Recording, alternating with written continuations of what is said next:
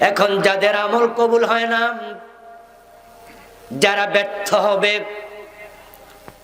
কারা কারা ব্যর্থ আল্লাহর হাবিব থেকে আমাদের জানা দরকার আছে কিনা?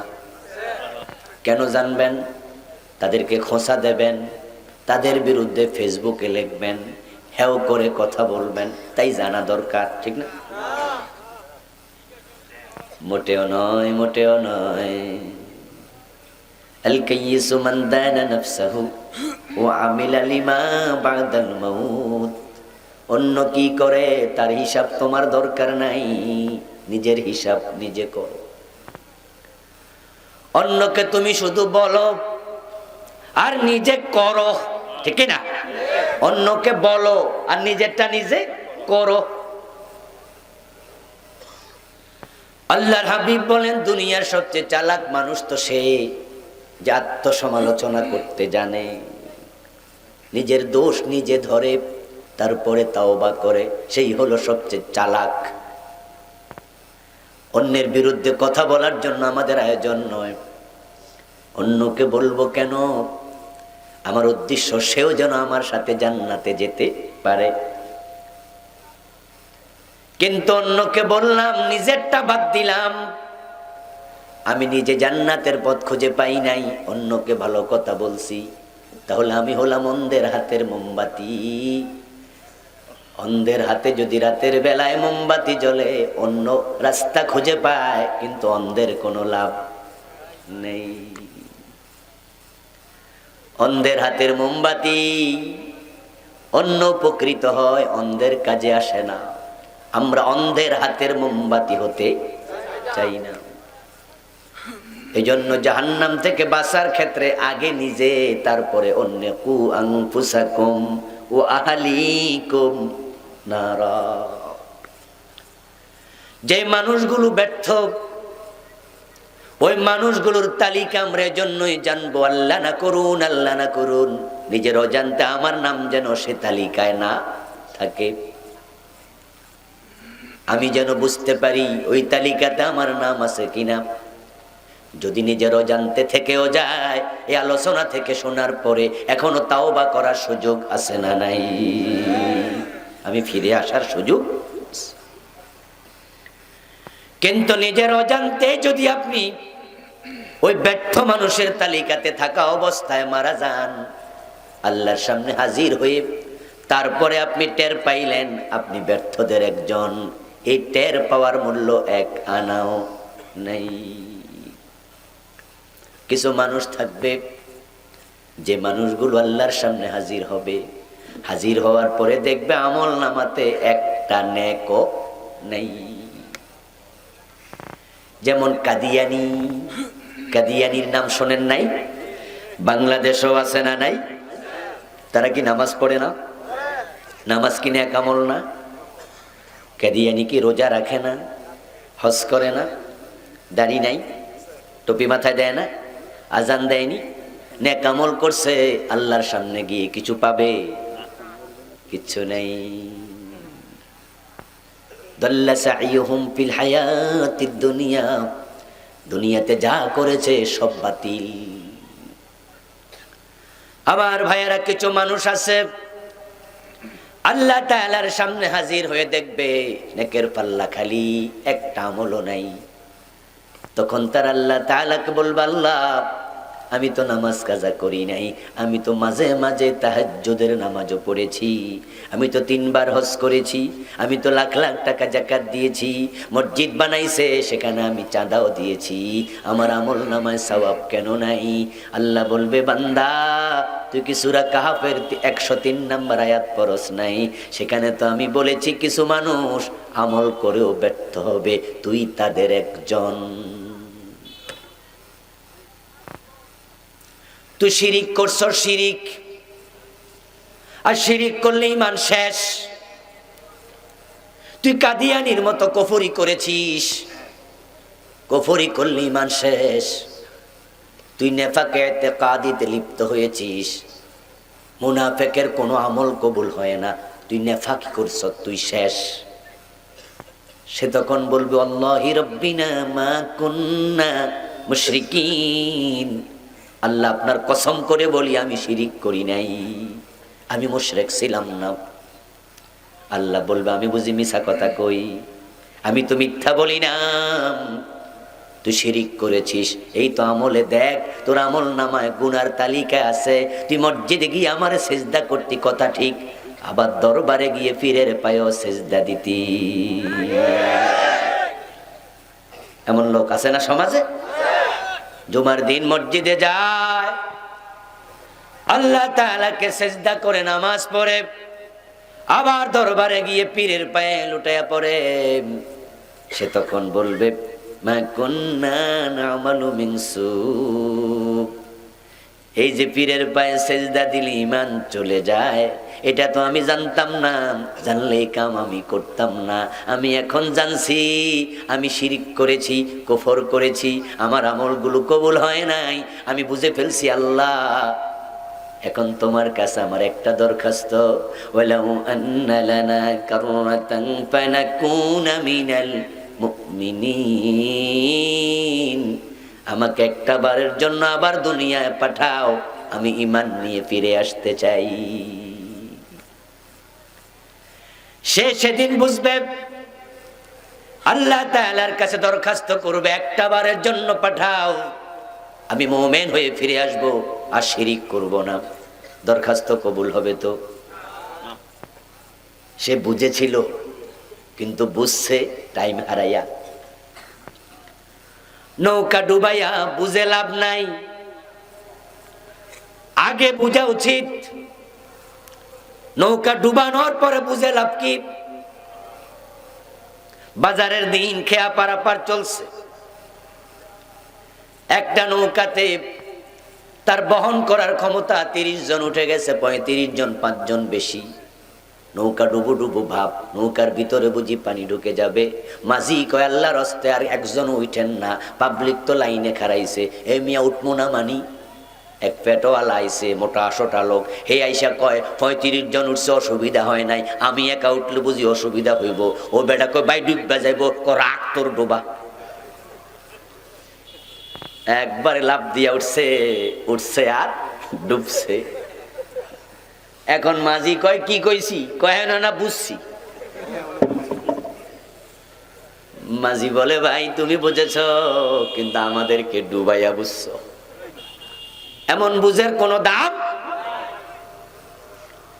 আল্লাহর সামনে হাজির হয়ে বলবে ওয়ালাউ আন্না লানা কাররাতান আই মাররাতান ওয়াহিদাতান, আল্লাহ একটা বারের জন্য পাঠাও, ফানাকুনা মিনাল মুমিনিন, আমি মুমিন হব। কিন্তু আল্লাহ বলবেন ফেরেশতা খুযুহু, তারে ধর, ফাকুল্লুহু, হ্যান্ডকাপ পরায়া দে, ডান্ডা বেরি পরা, সুম্মাল জাহিম সাল্লু, জাহান্নামের মাঝখানে ফেলে দে। সে চিৎকার দিয়া কেঁদে বলবে আল্লাহ আমার দরখাস্তটা কবুল করো। কান্না শুরু করে দেবে, জাহান্নামে ফেরেশতারা ফেলে দেবে।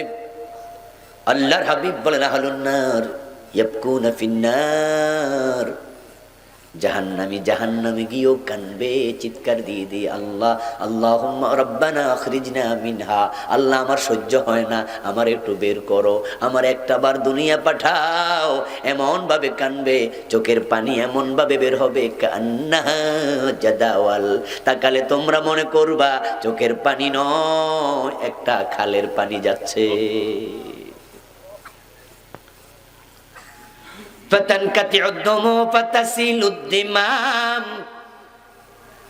এমন বেশি কানবে, কানতে কানতে এক পর্যায়ে চোখের পানি শেষ হয়ে যাবে, চোখ থেকে রক্ত বের হতে থাকবে। রাসূলুল্লাহ বলেন কানতে কানতে রক্ত বের হতে হতে চোখগুলো ক্ষত বিক্ষত হয়ে যাবে, কিন্তু কান্না শেষ হবে না। এত বেশি রক্ত বের হবে, এত বেশি পানি বের হয়েছে, যদি একটা নৌকা তুমি চালাতে চাইতা, তার চোখের পানিতে নৌকাও চলতো, কিন্তু তার দিকে আল্লাহ ফিরেও তাকাবেন না। এই চোখের পানির মূল্য তখন এক আনাও নেই। কিন্তু আপনি ব্যর্থ। আজকের আলোচনা শোনার পরে যদি আপনি বুঝ পান, হায়রে আমিও তো ব্যর্থ, তাওবা করে চোখ থেকে এক ফোঁটা পানি যদি আজকে ছেড়ে দেন, আল্লাহ আপনার যত গুনাহ আছে সব মুছে দেবেন। ওখানে মনে মনে পানি লাভ নাই, এখানে এক ফোঁটার অনেক দাম। দুনিয়া এমন এক জায়গা যেখানে আমল হয়, হিসাব হয় না। আখেরাত এমন এক জায়গা যেখানে শুধু হিসাব হয়, আমল করার সুযোগ আর থাকে না। এজন্য রাসূল বলেন, মা মিন আবদিন মুমিন ইয়াখরুজু মিন আইনাইহি দুমু ওয়ালাউ কানা মিসলু রাসিয যুবাব মিন খাশিয়াতিল্লাহ হাত্তা ইউসিবা হাররা ওয়াজহিহি ইল্লা হারামাল্লাহু আলাইহিন নার। আল্লাহর বান্দা, কাঁদতে শিখো।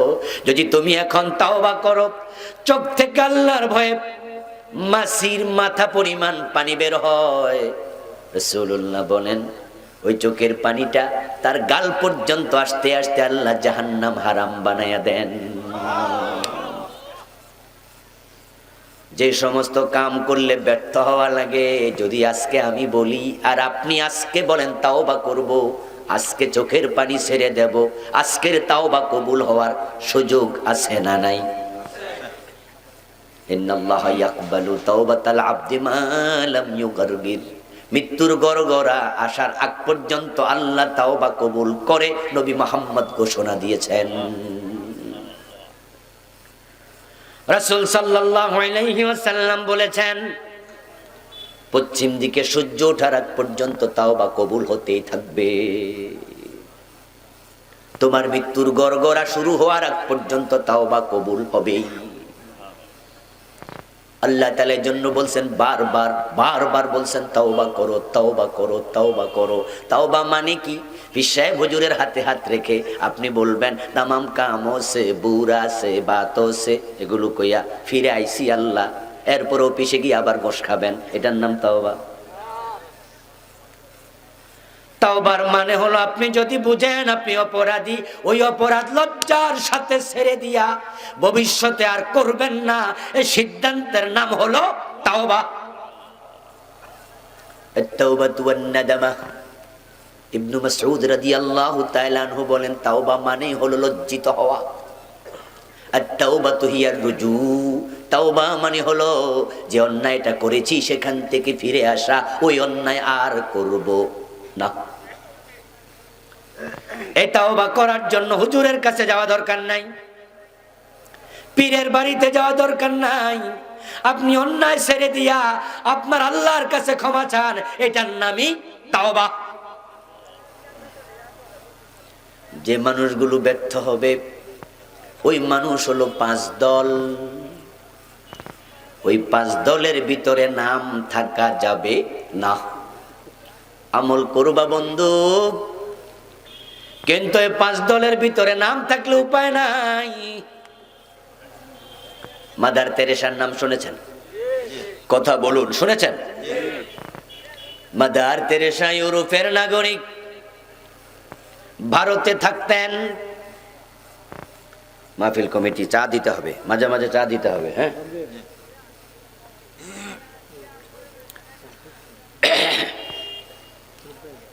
জীবনে বিয়েটাও করেন নাই।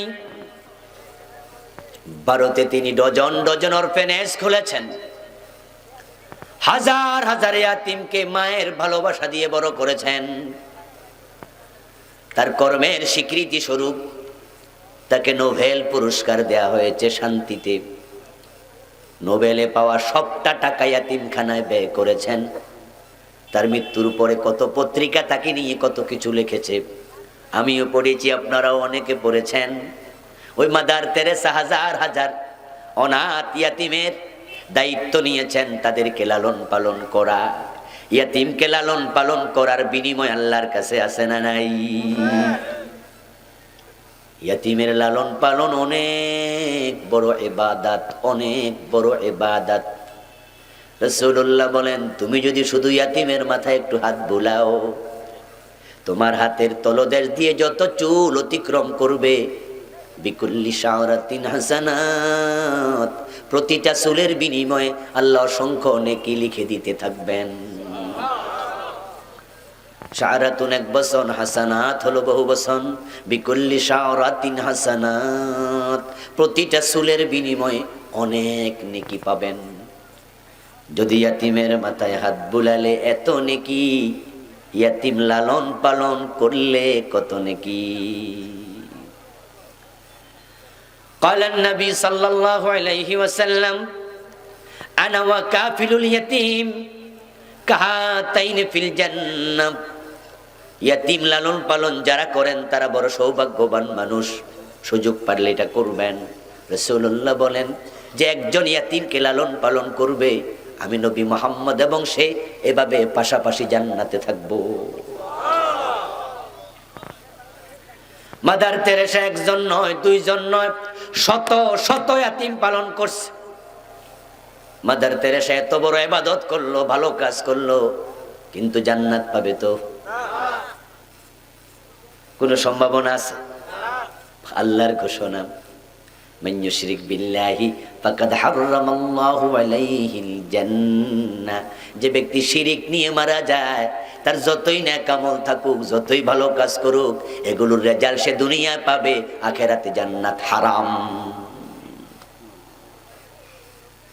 আযহাবতুম তাইয়্যিবাতিকুম ফি হায়াতিকুমুদ দুনিয়া ওয়াস্তামতা'তুম বিহা। আল্লাহ তাআলার বক্তব্য হলো, কাফের ভালো কাজ করবে, কত হিন্দু কলেজ বানাইছে, কত হিন্দু হাই স্কুল বানাইছে, কত হিন্দু ব্রিজ বানাইছে, শিক্ষা প্রতিষ্ঠান করা, এগুলো ভালো কাজ, কিন্তু এই ভালো কাজের সওয়াব আখিরাতে নাই, কারণ তার ঈমানটাই নাই। এগুলোর সওয়াব প্রতিদান সে দুনিয়ায় পেয়ে যাবে। এখন যদি আপনার কাছে মাদার তেরেসার মতো আকীদা থাকে, কাদিয়ানির মতো আকীদা থাকে, তাহলে কাদিয়ানি নামাজ পড়ে ব্যর্থ, আপনিও তার মতোই ব্যর্থ। মাদার তেরেসা ভালো কাজ করে ব্যর্থ, আপনিও হবেন তার মতো সমান ব্যর্থ। প্রথম তিন গ্রুপ যাদের ব্যর্থতা এত জঘন্য, তাদের ঈমানও যায়, আমলও যায়, তাদের আমও যায় সালা সহ। প্রথম গ্রুপ হলো কাফের, যারা কুফরি করে, যেমন কাদিয়ানি, নামাজ রোজা হজ যাকাত সব লয়ে জাহান্নামে যাবে। তামাম দুনিয়ার সব আলেম একমত, কাদিয়ানি কাফের, তাদের সাথে মুসলমানের সন্তান বিয়ে দেয়া জায়েজ নেই। কাদিয়ানি মারা গেলে তাদেরকে মুসলমানের গোরস্থানে দাফন করাও জায়েজ নেই। আমার বন্ধু, কাফের হওয়ার জন্য আল্লাহর মানি না এটা বলা জরুরি নয়, কারণ যে শয়তান কাফের, ওই শয়তান কিন্তু আল্লাহরে মানতো, আল্লাহরে চিনতো, আল্লাহরে জানতো। আপনার সাথে আমার সাথে আল্লাহর কখনো কথা হয় নাই, কিন্তু কোরআন পড়লে পাবেন শয়তানের সাথে আল্লাহর কথাবার্তাও হয়েছে। হযরত আদমকে যখন সেজদা করে নাই শয়তান, তখন আল্লাহ ডিরেক্টলি জিজ্ঞেস করছে, মা মানাআকা আল্লাহ তাসজুদা, এই বেটা, তোরে আমি আদেশ করছিলাম সেজদা কর, কেন করলি না? তোরে মানাটা করলো কে? কথা বলতেছেন কে? কার সাথে? আপনার লগে কয়দিন কইছে? শয়তান এটা বলে না আল্লাহ তোমারে আমি মানি না। শয়তান বলছিল, আমি সেজদা কেন করব? খালাকতানি মিন নার ওয়া খালাকতাহু মিন তিন। সেটা বলেনি আল্লাহ তোমারে মানি না, বরং সে আল্লাহকে বলে, আল্লাহ আপনি যে অর্ডারটা করলেন এটা তো মানায় না আমার জন্য, কারণ আমারে বানাইছেন আগুন দিয়া, আদমরে বানাইছেন মাটি দিয়া। আগুন তো লাগাইলে উপরের দিকে যায়, মাটি ছাইরা দিলে নিচের দিকে যায়। শয়তান আল্লাহরে যুক্তি দিয়া বুঝায়, আমি হেরে সেজদা কেমনে করি, হে না আমারে করব, আনা খায়রুন মিনহু, আমি তার চেয়ে সেরা। সে আল্লাহরে বলেনি আপনারে মানি না, কিন্তু এই কথাটা বলার কারণে শয়তানের ঈমান আছে নাকি গেছে? আল্লাহর বক্তব্য, বাবা ওয়াস্তাকবারা ওয়া কানা মিনাল কাফিরিন, শয়তান কাফের হয়ে গেল।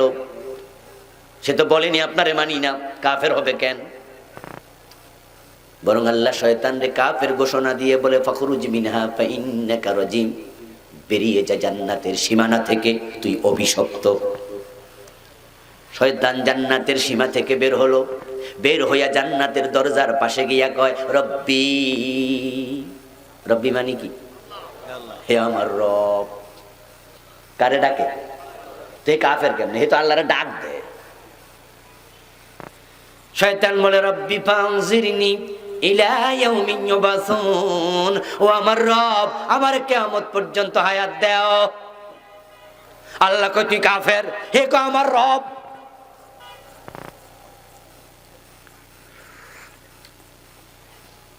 এবং সে আল্লাহর কাছে হায়াত চায় কিয়ামত পর্যন্ত, কোনো খাজা বাবার কাছে চায় নাই। কার কাছে চাইছে? কথা বলতে হবে, কার কাছে? সে শয়তান হইয়াও বুঝে দেয়ার মালিক কে। নাকি সে কোনো ফিরটির ধরছিল যে আমি আমার ফিরের মাধ্যমে চামু? ফিরে কইব যে আল্লাহর কাছে চাও। সে ডাইরেক্ট কয় রব্বি, হে আমার রব। এবং কোরআনে আল্লাহ আমাদেরও শিখাইছে, যখন তুমি ইলম চাইবা কার কাছে? সিস্টেম কি? রব্বি জিদনি ইলমা, ও আমার রব আমার ইলম বাড়ায়া দাও। তুমি যখন গুনাহ করবা তখন তাওবা করবা কার কাছে? রব্বানা যালামনা আনফুসানা, ও আমাদের রব জুলুম করে ফেলছি। যখন তোমার রহমত দরকার হবে, মা বাবার জন্য দোয়া করবা, তখন তুমি বলো রব্বির হামহুমা কামা, কথা বলেন না কেন? কামা রব্বায়ানি সগীরা, ও আমাদের রব তুমি রহম করো আমার মা বাবার উপরে যেমন আমার উপর করেছে ছোটবেলায়। আল্লাহ কইছিনি কোনো মাধ্যম ধরো। শয়তান কা আমার রব আমার কিয়ামত পর্যন্ত হায়াত দেন। শয়তান শয়তান হইয়া বোঝে আল্লাহই দাতা। কিন্তু পরিতাপ কিছু মুসলমানের সন্তানের জন্য, যারা আল্লাহর কাছে চাওয়া বন্ধ করে পীরের কাছে চাওয়া শুরু করে দেয়। আল্লাহর কাছে চাইছি, অনেক চাইছি, চায় না তা না। বিয়ে করছে প্রথম 2-3 বছর হাসতে খেলতে কেটে গেছে। বন্ধুরা জিজ্ঞাসা করে কিরে তোর বাচ্চা কাচ্চা হইব না? কয় না না, আরো পরে একটু এনজয় করি। আরে বেটা বিয়ে করছি মাত্র 3-4-5 বছর এনজয় করছে, মজা করছে, সন্তান নেয় নাই। সন্তান হওয়ার যত লাইন আছে সব বন্ধ করে রাখছে।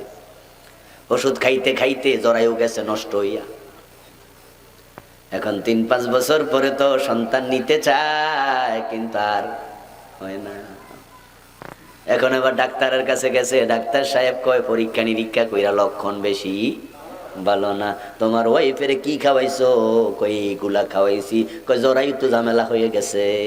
এখন বাবার কাছে আইসা কয়, মায়ের কাছে আইসা কয় একটু দোয়া করো, লক্ষণ বলে বেশি বালা না। মা বাবা দোয়া করে আল্লাহ নাতি নাত করে দাও। ইমাম সাহেবের কাছে দোয়া চায়, হুজুর একটু দোয়া। হুজুর দোয়া করে আল্লাহ একটা সন্তান দাও। নিজেও দোয়া করতেছে, চলে গেছে আরো 5 বছর, সন্তান হয় না।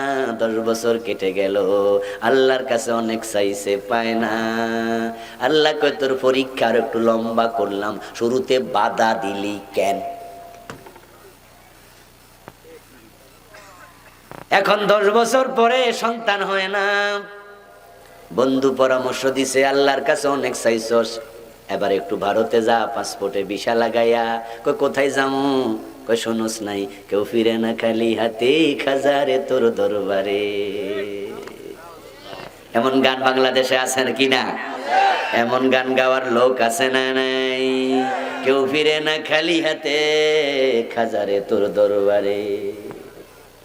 খাজা মাইনুদ্দিন চিশতি আজমিরি রাহিমাহুল্লাহ, উনার প্রতি আমাদেরও শ্রদ্ধা ভালোবাসা আছে কিনা? উনাকে আমরা ভালোবাসি কারণ তিনি বড় মাপের আলেম। আরব থেকে ভারতে এসেছেন শিরকের বিরুদ্ধে লড়াই করতে। হাজার হাজার কাফের তার হাতে কালেমা পড়ে মুসলমান হয়েছে। খাজা মাইনুদ্দিন চিশতি রাহিমাহুল্লাহ কোনদিন বলে নাই তোমরা আমি মরলে আমার কাছে চাইও। আচ্ছা আমার ভাই, আপনাদের এলাকায় যদি কোনো জীবিত পীর থাকে, আপনার যদি ছেলে মেয়ে না হয়, ও জীবিত পীরের কাছে যাইয়া যদি আপনি কন হুজুর আমার একটা ছেলে দেন, এবারে দিতে পারবো নি? পারবো, তবে বউটা যদি দিয়াইয়েন।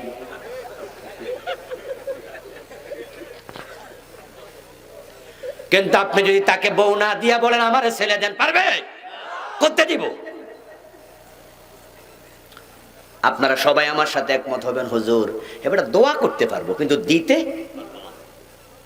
যে পিসা হুজুর আমার ছেলে দেন মেয়ে দেন, উনি খুব আমি দিমু কেমনে? দোয়া চলবে, দিতে পারবে না।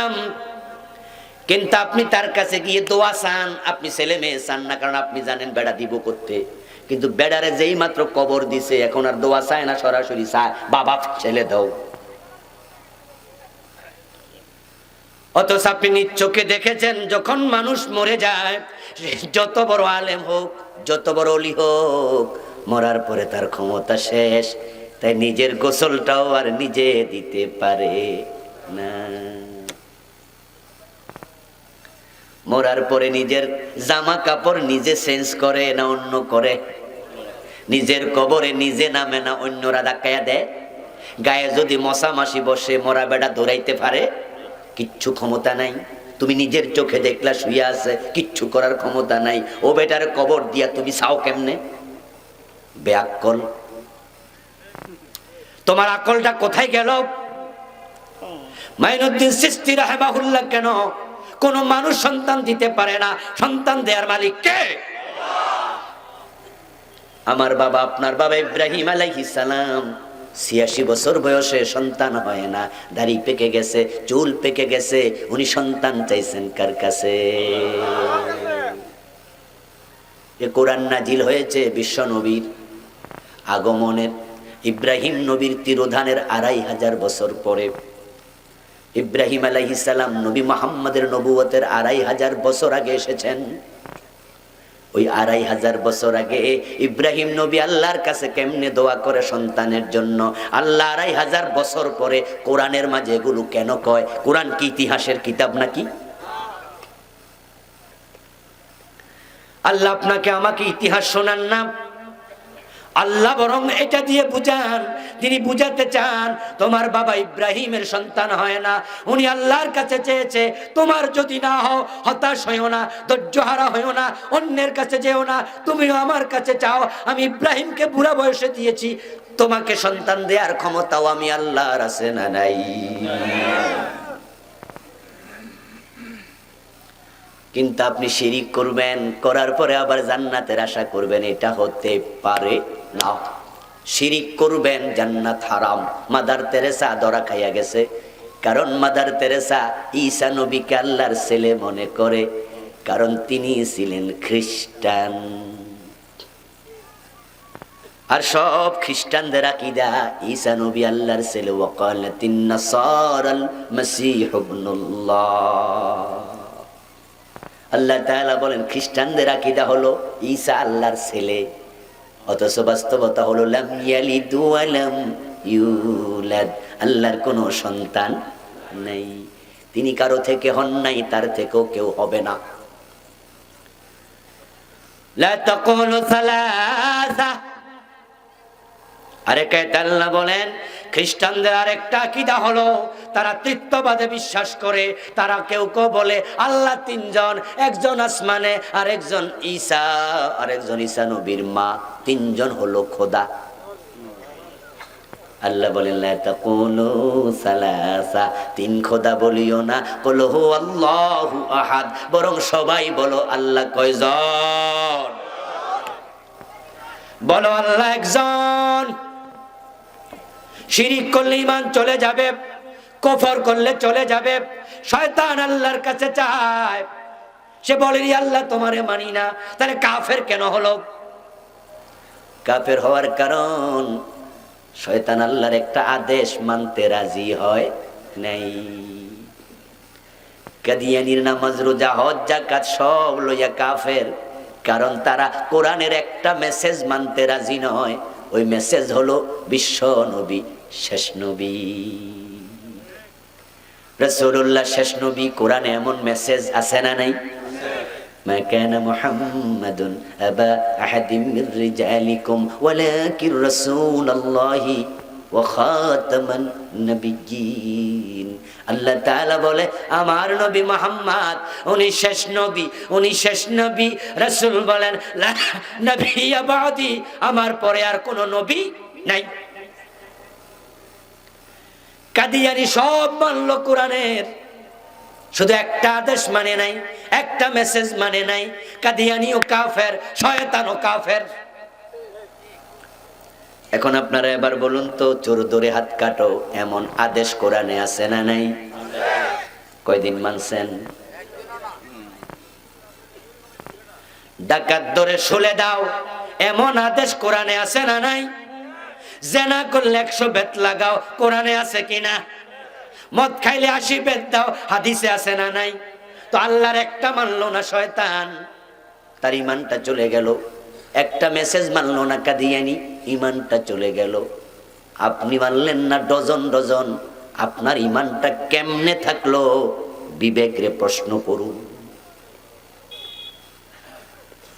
কাদিয়ানি মানে না 4 অক্ষর মাত্র, খা আলিফ তা মিম, খাতামান নবিয়্যিন। তারা ভুল ব্যাখ্যা করে, এই 4টা অক্ষর স্বীকার করলো, ভুল ব্যাখ্যা করে। কোরআন এমন এক কিতাব, কাফের হওয়ার জন্য 4 অক্ষর লাগে না। কেউ যদি কোরআনের 1 অক্ষর না মানে সেও কাফের। বিসমিল্লাহর বা থেকে মিনাল জিন্নাতি ওয়ান নাসের সিন পর্যন্ত যত হরফ আছে সব মানা লাগবে। ঈমান হলো অঙ্কের মতো, 10 লাইনের লম্বা অঙ্ক, 9 লাইন ঠিক হইছে, 10 নাম্বার লাইনে একটা ভুল হইছে, 10 নাম্বারে কত পাবেন? পুরা কোরআন মানেন, 1 অক্ষর মানেন না, ঈমান কিন্তু শেষ। এই যে আপনারা অনেকে সাইকেল চালায় আসছেন, সাইকেলের চাকার ভিতরে যদি একটা ছিদ্র হয়, 10টা হওয়া যে কথা, একটা হওয়া এক কথাই। সাইকেল কিন্তু আর চলবে না, বরং উল্টা আমনে কান্দে লওয়া লাগতে পারে।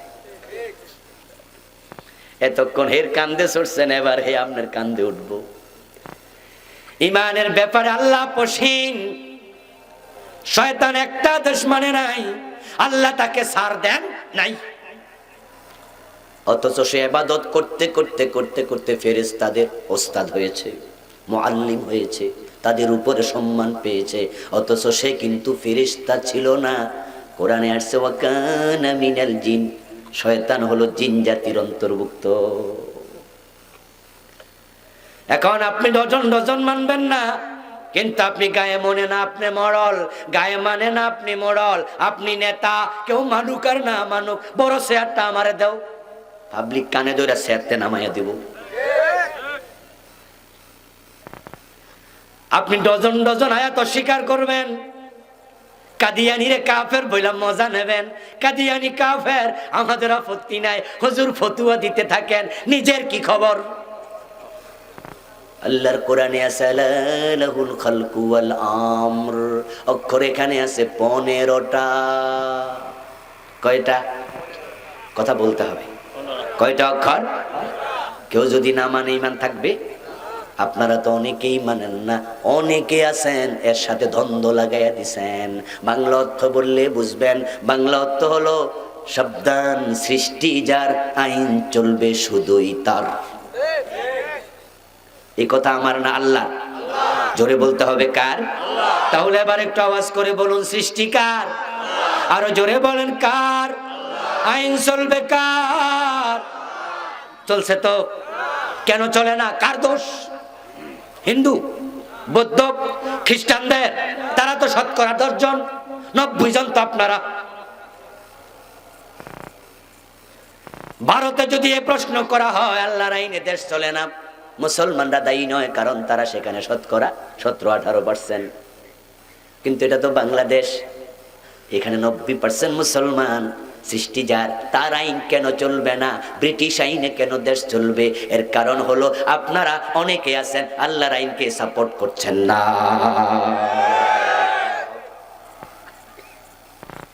স্বাধীনতার পর থেকে 50 বছর চলে গেল।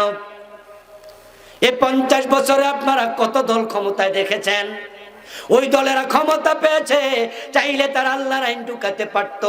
আগামী সংসদ অধিবেশনে আমাদের সরকার যদি চায়, চোর ধরে আর জেলে দেব না, হাত কাটা হবে, আইন পাশ করার সুযোগ আছে না নাই?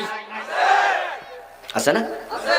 শুধু আইনমন্ত্রী একটা বিল উত্থাপন করবে মাত্র, আইনমন্ত্রী বিল উত্থাপন করবে, বাংলাদেশে চুরি বন্ধ করা যাচ্ছে না। তাই বর্তমান পরিস্থিতির আলোকে আমরা আল্লাহর কোরআনের আইন চোর ধরে হাত কাটা বাস্তবায়ন করতে চাই। সংসদ স্পিকার বলবে হ্যাঁ বলুন। আমাদের 151 জন হলে চলে, 300 জন লাগে না, কিন্তু এখন তো 300 তোমরাই আছো, 151 জন হ্যাঁ বলো, তাহলে তো আল্লাহর আইন কায়েম শুরু হয়ে যায়। আল্লাহর আইনগুলো যদি কায়েম শুরু হয়ে যায়, চোর ধরে হাত কাটা, মুসলমান দরজা খুলে ঘুমাইবা, 1 মাস 2 মাস 3 মাস হাত কাটো, তারপরে দেখবা চোর খুঁজে পাওয়া যাবে না।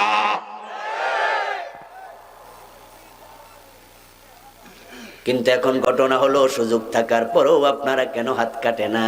এর কারণ হলো তারা বোঝে যদি আল্লাহর আইনে হাত কাটা শুরু হয়, অনেক নেতা এবং তাদের ছেলেরও হাত থাকবে না।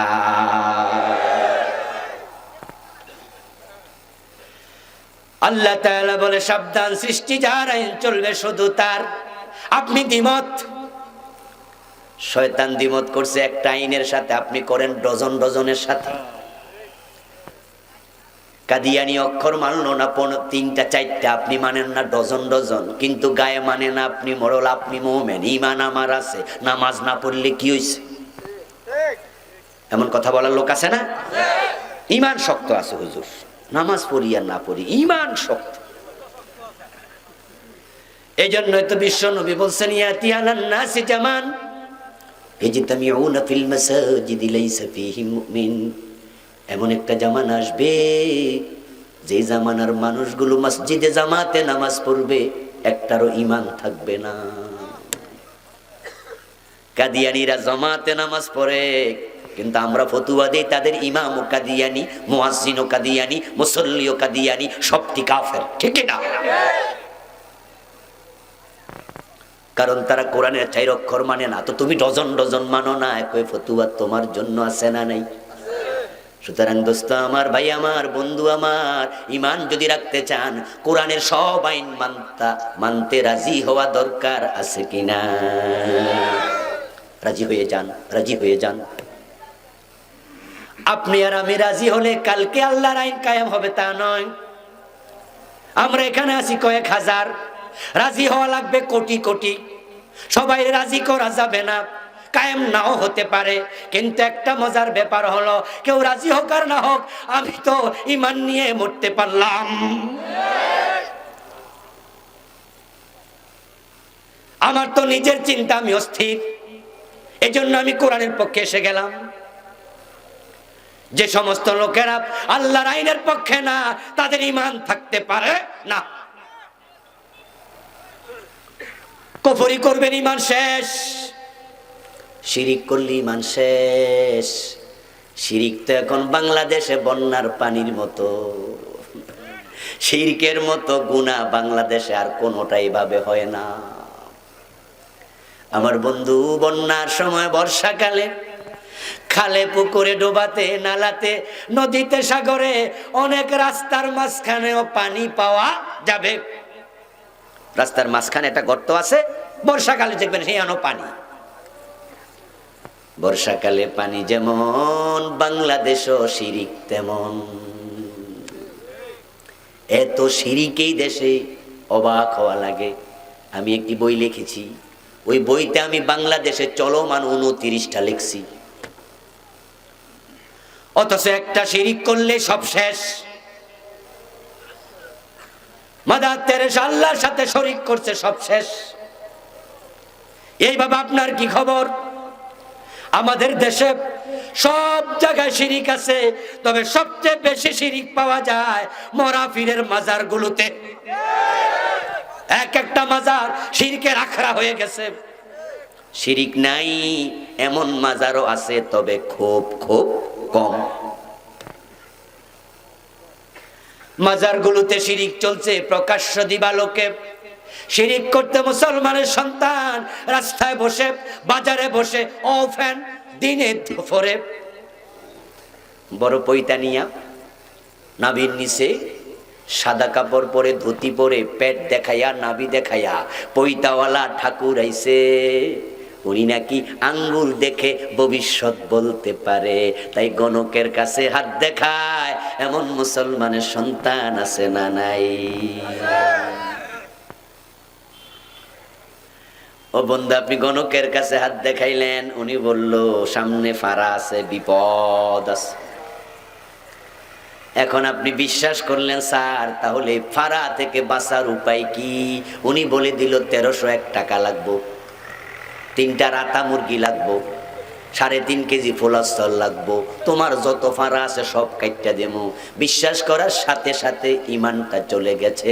কারণ কোরআনের অসংখ্য আয়াতের বক্তব্য, ভবিষ্যতের জ্ঞান রাখে একমাত্র আল্লাহ।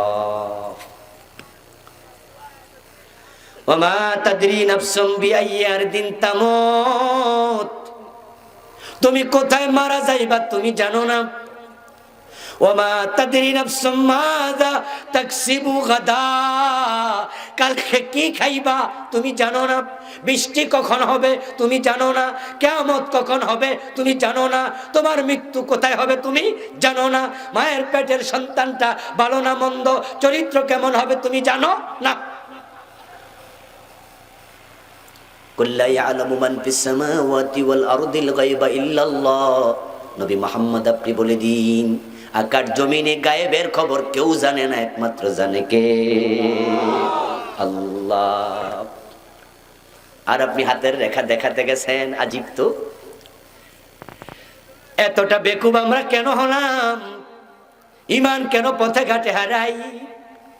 যে বেটা হাতের রেখা দেখে, ওই বেটা নিজে তো নিজের খবর জানে না। পত্রিকায় লিখেছে, টেলিভিশনের স্ক্রিনে উঠছে, বাবা অমক দেওয়ান বসুন্ধরা শপিং মলে বসে আছেন, অতীত ভবিষ্যৎ ভূতপূর্ব সব তিনি জানেন। আর আপনিও দৌড়াইয়া গেলেন, দেখেন আমার হাত মালয়েশিয়ার ভিসা লাগবে কিনা, গনে বলে দেন। উনি দেখা কয় লাগবে অথবা লাগবে না, বিশ্বাস করে 1000 টাকা দিয়ে দিলেন।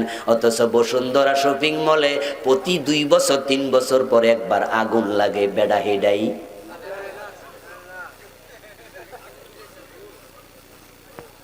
আল্লামা সাইদি হুজুর এক মাহফিলে বলছিলেন, যে বেটা তোমার হাতের রেখা দেখতে আইসা কয় সামনে বিপদ আছে, টাকা দিলে কাইটা দিমু, টাকা না দিয়া থাপ্পড় দিবা, রেগে গেলে বলবা নিজের বিপদ কাইটা আসেন নাই কেন।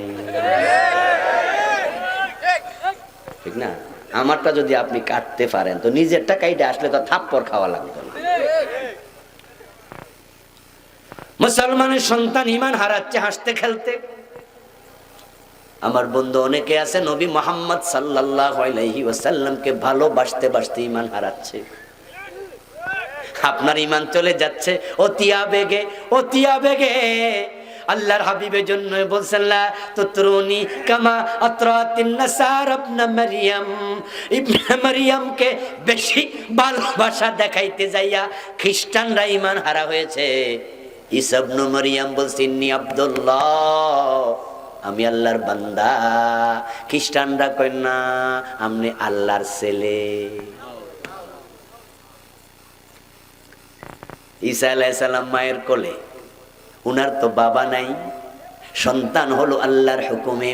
জিবরিল আমিন মা মারিয়ামের মুখে ফু দিয়েছে, ওই ফুয়ের মাধ্যমে আল্লাহ তাআলার হুকুমে উনি মায়ের পেটে চলে গেছেন। মারিয়াম হলেন গর্ভবতী।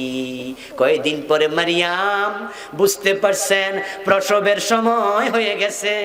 এখন যদি আমি লোকালয়ে সন্তান প্রসব করি, মানুষ তো আমার এসে ধরবে, বিয়ে তো দেই নাই, বাচ্চা হলো কোত্থেকে?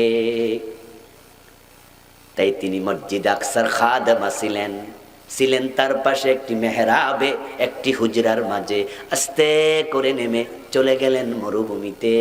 ভাবলেন এমন জায়গায় সন্তান প্রসব করব, লোকে যেন টেরই না পায়।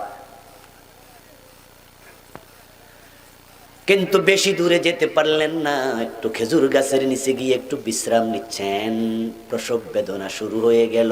তিনি আফসোস করে বলেন, ইয়া লাইতানি মিতু ক্বাবলা হাযা কুনতু নাসিয়াম মানসিয়া।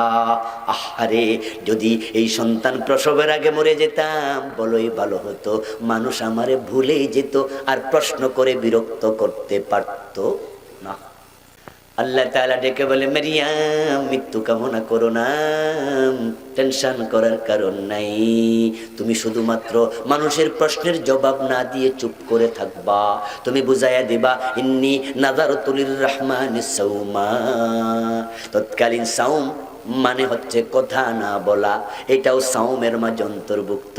লোকজন প্রশ্ন করলে ইশারা দিয়া কইবা, আমার কথা বলা নিষেধ। তুমি চুপ করে থাকলে আমি নিজেই জবাবের ব্যবস্থা করে দেব। স্বামীবিহীন আমি আল্লাহ সন্তান দিয়েছি, জবাবও আমি দেব, তুমি চুপ করে থাকবে। মারিয়াম আলাইহিস সালাম সন্তান প্রসব করে কোলে নিলেন। লোকজন তো এসে হাজির, শব্দ শুনে দৌড় মারছে। সন্তান কোলে দেখে চিনে ফেলছে হযরত মারিয়াম আলাইহিস সালাম। উনার সন্তান কোলে নিয়ে আস্তে করে লোকালয়ের দিকে যাচ্ছে। কানো ইয়া মারিয়াম লাকাদ জিতি শাইআন ফারিয়া। ও মারিয়াম, নিশ্চয় তুমি জিনা করেছো। নাউজুবিল্লাহ বলবেন না? মারিয়াম, তুমি জিনা করছো, তোমার তো বিয়ে হয় নাই, সন্তান কোত্থেকে আসলো? ইয়া উখতা হারুন মা কানা আবুকা ইমরাআ সাউইন ওয়া মা কানাত উম্মুকা বাগিয়া। মারিয়াম, তোমার বাবা ভালো মানুষ ছিল, আমাদের মসজিদে আকসার ইমাম। তোমার মাও বড় ভালো মানুষ ছিলেন, তুমি কামটা করলা কি? তোমাকে বলতেই হবে এই ছেলের পিতৃ পরিচয় কি। কিন্তু মারিয়াম কি কথা বলতে পারবেন? আওয়াজ করুন, নিষেধ করছেন কে? হযরত মারিয়াম চুপ। লোকজন তো জ্বালাচ্ছে, চুপ করে থেকো না, কথা বলো, কথা বলো। ফাশারাত ইলাই। এক পর্যায়ে বিরক্ত হইয়া তিনি সন্তানের দিকে ইশারা করলেন, যদি তার পরিচয় জানতে চাও তারে জিগাও। কানু কাইফা নুকাল্লিমু মান কানা ফিল মাহদি সাবিয়া। তারা বলল, চালাকি করো না, এ পিচ্ছি কথা বলতে জানে নাকি? বয়স তো একদিন হয় নাই, কিসের কথা বলবে? তোমাকেই বলতে। ঈসা আলাইহিস সালাম মায়ের কোলে শুয়ে শুয়ে তিনি সব শুনছেন, সব দেখছেন। তার মায়ের চরিত্রে জালেমগুলো অপবাদ দিচ্ছে, জেনাকারিনী বলছে, আর সহ্য হয় না। ঈসা নবী মায়ের কোলে শুয়ে কথা বলা শুরু করে দিলেন। ক্বালা ইন্নী আব্দুল্লাহ আতানিয়াল কিতাবা ওয়া জাআলানি নবিয়্যা। আমার পরিচয় জানতে চাও? শুনে রাখো, আমি আল্লাহর বান্দা ঈসা। ঈসা নবী নিজের পরিচয় দিলেন, আল্লাহর বান্দা, আল্লাহর গোলাম। খ্রিস্টানরা কয় না, গোলাম কইলে একটু কেমন ছোট ছোট লাগে, ঠিক না? আচ্ছা ধরেন আমার ছেলে আমার গাড়িটা ড্রাইভ করে আমার সাথে এসেছে, আমার আজকে ড্রাইভার নাই, ধরে নেন। আমার বড় ছেলে বলল, আব্বু আমি চালাইতে পারি, চলো। তা আপনাদের মাহফিলে আমার ছেলেকে নিয়ে আমি আসলাম। আসার পরে যদি কেউ জিগায়, হুজুর উনি কে? আমি যদি বলি আমার ড্রাইভার, হে খুশি হইব?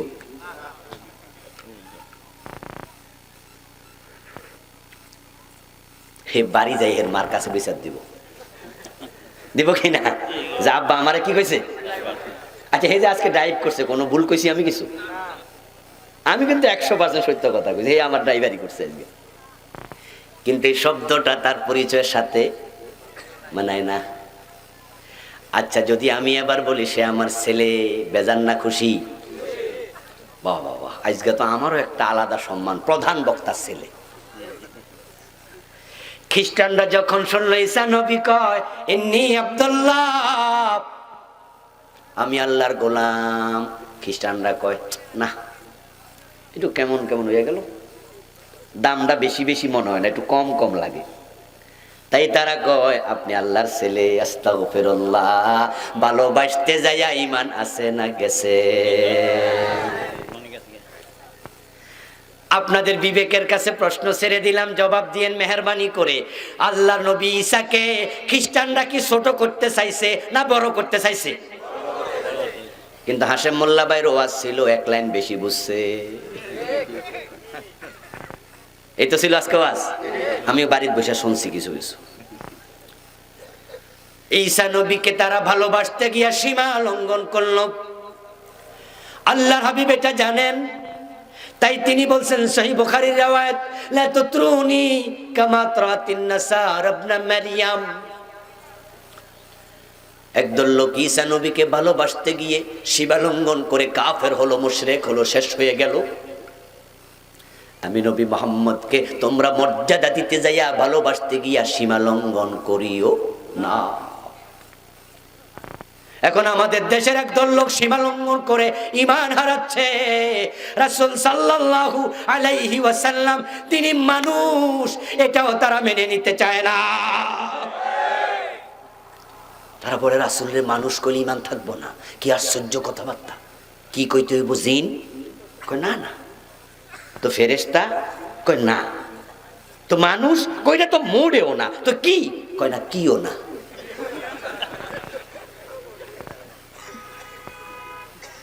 সীমা লঙ্ঘন করো না, সীমা লঙ্ঘন করো না। কোরআনের বক্তব্য, কুল ইন্নামা আনা বাশারুম মিসলুকুম ইউহা ইলাইয়া।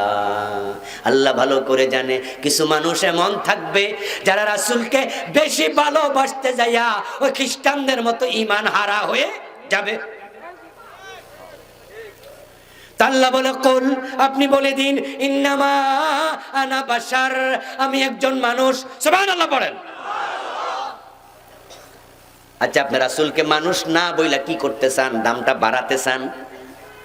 নিশ্চয়ই যারা রাসূলকে মানুষ বলে না, আসলে তাদের উদ্দেশ্য কিন্তু খারাপ না। উদ্দেশ্য হলো মানুষ বললে দামটা নি কইমা যায়, তাই রাসূলকে আরো দামি বানাতে হবে। কিন্তু আমি তোমাকে বলতে চাই দোস্ত, মানুষের চেয়ে দামি তো কোনো মাখলুক আর নেই।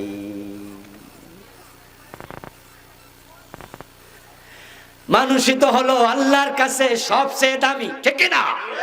ফেরেশতার চেয়েও দামি।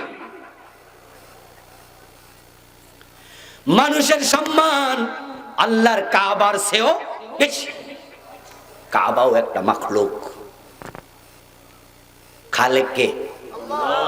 আল্লাহ ছাড়া সব কি মাখলুক। কাবাও মাখলুক। এই জন্যই তো মক্কা বিজয়ের পরে হযরত বেলাল কাবার ছাদে উঠে আজান দিছে, রাসূল মানা করে নাই। যখন কাবার ছাদে হযরত বেলাল ওঠে, উনার ঠ্যাং কি মাটির ছিল না ছাদে গেছে? তো কাবার ছাদে বেলালের ঠ্যাং লাগলে কাবার দাম কমে যাবে না? এখনো বছরে একবার কাবার গিলাফ পরিবর্তন হয় না? কাবার গিলাফ পরিবর্তন করার জন্য কিছু লোক কাবার ছাদে ওঠে। মানুষের পা লাগলে কাবার দাম কমে না, কারণ মানুষের সম্মান মুমিন যদি হয়, তার সম্মান কাবার চেয়েও বেশি। দলিল কই? দলিল হলো সূরা লাম ইয়াকুন। সূরা লাম ইয়াকুন, সূরাল বায়িনাহ পড়লে পাবেন, সেখানে আছে মুমিনের আলোচনা করে আল্লাহ বলেন, উলাইকা হুম খায়রুল বারিয়া। সুবহানাল্লাহ পড়েন আবার। আল্লাহ বলে মুমিনরা হলো সৃষ্টির মাঝে সেরা। এখন আপনি রাসূলকে মানুষ না বললেন, অথচ কোরআনের বক্তব্য কুল ইন্নামা আনা বাশার, বলেন আমি মানুষ। এখানে অক্ষর কয়টা আছে? কুল তিনটা, গুল হলো দুটা, ইন্নামার মাঝে ইন্না নুন আছে দুইটা, মিম আছে একটা, আলিফ আছে একটা, চারটা। আনার মাঝে আছে আবার তিনটা, বাশারের মাঝে আছে আবার তিনটা। কাদিয়ানি চারটা মানে না ঈমান শেষ। তুমি এতগুলা বাদ দিয়া মুমিন থাকবা কেমনে?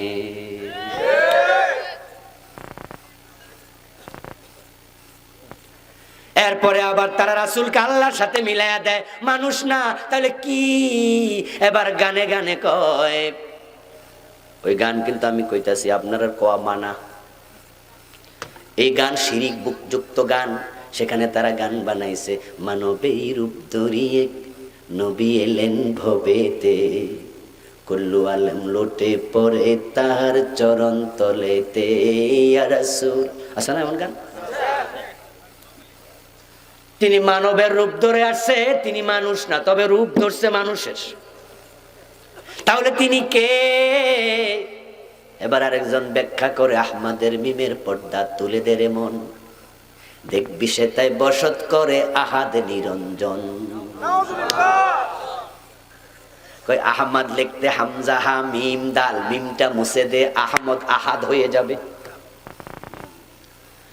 আকাশে যিনি আল্লাহ, জমিনে তিনি মুহাম্মদ, বলেন নাউজুবিল্লাহ। তিনি সুরত ধরে আছে, সুরত ধরে, তিনি উনি। আরেকজন কয় শরীয়ত সে ডর, শরীয়ত কা ডর সে अगर न मैयों कहता मोहम्मद नबी खुद खुदा बन कर आया। মানুষ কোয়া যাবে না, তিনি আল্লাহ, তিনি জমিনে খোদা হয়ে আসছে। তাই কুল্লু আলম লুটে পড়ে তাহার চরণ তলেতে। আমরা কি রাসূলের চরণে লুটে পড়ি? আমরা কার চরণে সেজদা দেই? তারা সীমা লঙ্ঘন করেছে চরম ভাবে। সীমা লঙ্ঘন করতে করতে শিরিক করছে। তারা বলে নবী মুহাম্মদ সাল্লাল্লাহু আলাইহি ওয়াসাল্লাম গায়েব জানে, তিনি হাজির নাজের। তাই বন্ধু দুরূদ শরীফ পড়ার সময় হঠাৎ করে মাঝখানে খাড়াইয়া যায়, এমন আছে না? আপনি যদি মনে করেন দাঁড়াইছেন, আপনার পায়ে ব্যথা, কোনো অসুবিধা নাই, আপনি খাড়ান। এই এসব বলো না, জানো। আপনি যদি মনে করেন যে আপনি দাঁড়াইছেন, আপনার পায়ে ব্যথা হয়েছে, অনেকক্ষণ বসে বসে দুরূদ পড়তেছেন, হঠাৎ করে খাড়াইছেন, কোনো অসুবিধা নাই। কিন্তু যদি মনে করেন রাসূল আইয়া গেছে, ঝামেলা আছে না নাই? আপনি যে দুরূদ পড়েন, রাসূল মদিনা থেকে দেখতে পাইছে, আপনি মনে করেন তিনি সব জায়গায় হাজির, অথচ কোরআনের সব জায়গায় বক্তব্য আল্লাহ রাব্বুল আলামিন তিনি সব জায়গায় সবকিছু দেখেন, শোনেন, জানেন। আপনার ভিতরে বাহিরে সবকিছুর মালিক একমাত্র আল্লাহ। আর আপনি আকীদা রাখলেন রাসূল দেখেন, জীবিত থাকতে উনি নাকি দেখছে। আপনারা বক্তৃতা দিলেন, তিনি সব জায়গায় দেখে। আমি বক্তব্য দেই, আপনি মেরাজ থেকে রাসূল ফেরার পরে কাফেররা প্রশ্ন করলো, মুতিম ইবনে আদি প্রশ্নকারী ছিল, ও ভাতিজা, গত রাতে যদি মেরাজ করো, মসজিদে আকসায় গিয়ে থাকো, তাহলে বলো তো মসজিদে আকসার দরজা জানালা কয়টা? এমন প্রশ্ন কি করে নাই? রাসূল কি বলেন? আমি এমন বিপদে পড়লাম, এই রকম বিপদে জীবনে আর কোনোদিন পড়ি নাই। ফাকারিবতু কুরবাতান, আমি বড় বিপদে পড়ে গেলাম। কি জবাব দেই? ওই দুরন্দর মুতিম ইবনে আদি, সে তো আমারে আটকাইতে চায়, এজন্য হে এমন এক প্রশ্ন করছে। সে বোঝা আমি জানতাম না, আমি তো মসজিদ আকসায় গেছি, দরজা জানালা তো গুনতে যাই নাই। এই যে আপনারা মাহফিলে বসে আছেন, বলেন তো লাইট মোট কয়টা আছে? আচ্ছা আমি কইতে পারবো না। বাঁশ আছে কয়টা? কইতে পারবেন? এটা কি প্রশ্ন হইলো? কেউ যদি আমার জিগায় কোনসে লাইট কয়টা, সোহাগ ভাই কইতে পারবো না। কিন্তু সোহাগের জিগাইলে ফুল কয়টা কইতে পারতো না। যে এখানে বল কয়টা লাগাইছে হেও কইতে পারবো, গন্যা কয়া লাগতো। মুতিম ইবনে আদি এমন প্রশ্ন করলো, সেও জানে মুহাম্মদকে আটকাইয়া দেবো। আর নবী মুহাম্মদুর রাসূলুল্লাহ সাল্লাল্লাহু আলাইহি ওয়াসাল্লাম যদি বলেন জানি না, তারা হাততালি দিয়ে বলবে জানবা কেমনে, তুমি তো যাওয়ে নাই। আর আমি বলবো 30টা 50টা কেমনে কমু, আমি তো মিথ্যা বলি না, আমি তো গনি নাই। ফাজাল্লাল্লাহু লিল বাইতুল মুকদ্দাস ফাতাফাকতু আখবিরুহুম ওয়া আনা আনজুরু ইলাইহি, হঠাৎ করে দেখি আল্লাহ বাইতুল মুকদ্দাস আমার সামনে হাজির করে দিয়েছেন। আচ্ছা, এই যে হাদিসটা আমি সহিহ মুসলিম থেকে শুনালাম, এটা কি আজকে নতুন শুনছেন না আগে শুনছেন? তাই সহিহ মুসলিমে আছে না নাই? আছে, খুঁজলে পাবেন। এখন বিশ্ব নবী না গায়েব জানে, তাহলে বাইতুল মুকদ্দাস আনা কি দরকার? উনি না সব দেখে খেলায় আপনার বাড়ি চলাই। আমাদের চাঁদপুর একজন আলেম ছিলেন, যেখানে তিনি মিলাদ কিয়াম করতেন সেখানে একটা চেয়ার রাখতেন খালি। লোকজন জিজ্ঞাসা করতো, হুজুর এটা কি? রাসূল আইলে বইব না, খারে থাকবো? বেদ্যুপি করুন, একটা খালি রাখো, রাসূল জন আইয়া বইয়ালায়। রাসূলুল্লাহ এসে যাবে, আপনি মিলাদ পড়ছেন, উনি শুনছে, অথচ উনি বাইতুল মুকাদ্দাসের ব্যাপারে কয় আমি বিপদে পড়ে গেলাম, আল্লাহ বাইতুল মুকাদ্দাস হাজির করছে। আমি দেখে দেখে বলতে শুরু করলাম। কাফেররা রাসূল সাল্লাল্লাহু আলাইহি ওয়াসাল্লামকে আটকানোর জন্য যখন বিভিন্ন প্রশ্ন করত, উত্তর যখন রাসূল জানতেন তখন বলে দিতেন, যেগুলোর উত্তর তিনি জানতেন না বানায়া বলতেন, না ওহির জন্য অপেক্ষা করতেন। উনি না গায়েব জানা অপেক্ষা দরকার কি? উনি তো সব দেখলেন। লোহে মাহফুজে কি আছে উনি তো দেখলে দরকার কি? ওহি আল্লাহর কোরআনের বক্তব্য কি দেখেন, তিলকা মিন আম্বাইল গায়বি নূহিহি ইলাইক, ও নবী এগুলো গায়েবের খবর, আমি আল্লাহ আপনারে জানাচ্ছি। এই জন্য আবেগ দেখাইতে বিপদে পড়বেন না, আবেগ দেখে সীমা লঙ্ঘন করবেন না। এখন আপনি বলবেন, হুজুর মুতার যুদ্ধে যখন হযরত জায়েদ শহীদ হয়, রাসূল মদিনা থেকে কাঁদতেছে আর বলতেছে আমার জাহেদ শহীদ হয়ে গেল। জাফরে তাইয়ার যখন শহীদ হয়, রাসূল মদিনায় বসে বলছে মুতায় আমার জাফর শহীদ হয়ে গেল। আব্দুল্লাহ ইবনে রাওয়াহা যখন শহীদ হয়, রাসূল মদিনার মসজিদে বসে কাঁদে, চোখের পানি দাঁড়িয়ে বেয়ে বেয়ে পড়ছে। রাসূল বলছেন আমার আব্দুল্লাহ ইবনে রাওয়াহা শহীদ হয়ে গেল। কোথায় মুতা, কোথায় মদিনা? রাসূল গায়েব না জানলে দেখলো কেমনে? এই যে হুজুর পাইয়া লাইছি গায়েব জানে। এখন গায়েব জানতে জানতে শুধু নবী মুহাম্মদ জানে না, পীর সাহেব গায়েব জানে, এমন আকীদা রাখার মুরিদও আছে না নাই? আমাদের হুজুরও জানে। এটা এখন একবারে সস্তা জিনিস হয়ে গেছে, এটা সবাই ঘরে ঘরে চলে যেতেছে। আজ থেকে কয়েক বছর আগে রমজানের এক জুমার নামাজ পড়াইয়া নামতেছি দোতলা থেকে নিচতলার দিকে। দোতলায় জুমার নামাজ আর নিচতলা আপনার দোকানপাট। তো দোতলা থেকে নামতেছি, একটা ইয়াং ছেলে এসে আমার সামনে দাঁড়ায় সালাম দিয়ে বলছে, হুজুর একটা কথা জানবো। কি জানবা ভাই বলো? বলো হুজুর এবার রোজা কয়টা হবে, 30 না 29? এমন এক প্রশ্ন, এটার উত্তর তো আমার জানা নাই। তা আমি বললাম তুমি ঈদের দিন আইসো, আমি কয়ে দেব। ঠিক না? ঈদের আগের দিন কি কওয়ার সুযোগ নাই তো, চাঁদ না দেখলে কমু কেন? ছেলে বলতেছে হুজুর ঈদের দিন তো আমিও জানি, এদিন তো আমি আনার দরকার নাই, আর আপনি আজকে কল। আমি বললাম ভাই এই খবর তো আর আমার জানা নাই, এটা তো গায়েবের খবর, আমি কেমনে জানি? কয় হুজুর আমাদের পীর সাহেব জানে। এটা বলে এক পীরের নাম বললো, যিনি কয়দিন আগে মারা গেছে। উনার পেট ছিল ড্রামের সমান বড়। নাম নাই বললাম, ইশারা দিচ্ছি, বুঝতে পারছেন আশা করি। আমার বন্ধুকে আমাদের অমুক পীরে জানে, উনি বলছে এবার 29টা। আমি তখন ছেলেটাকে বললাম ইন্না লিল্লাহ।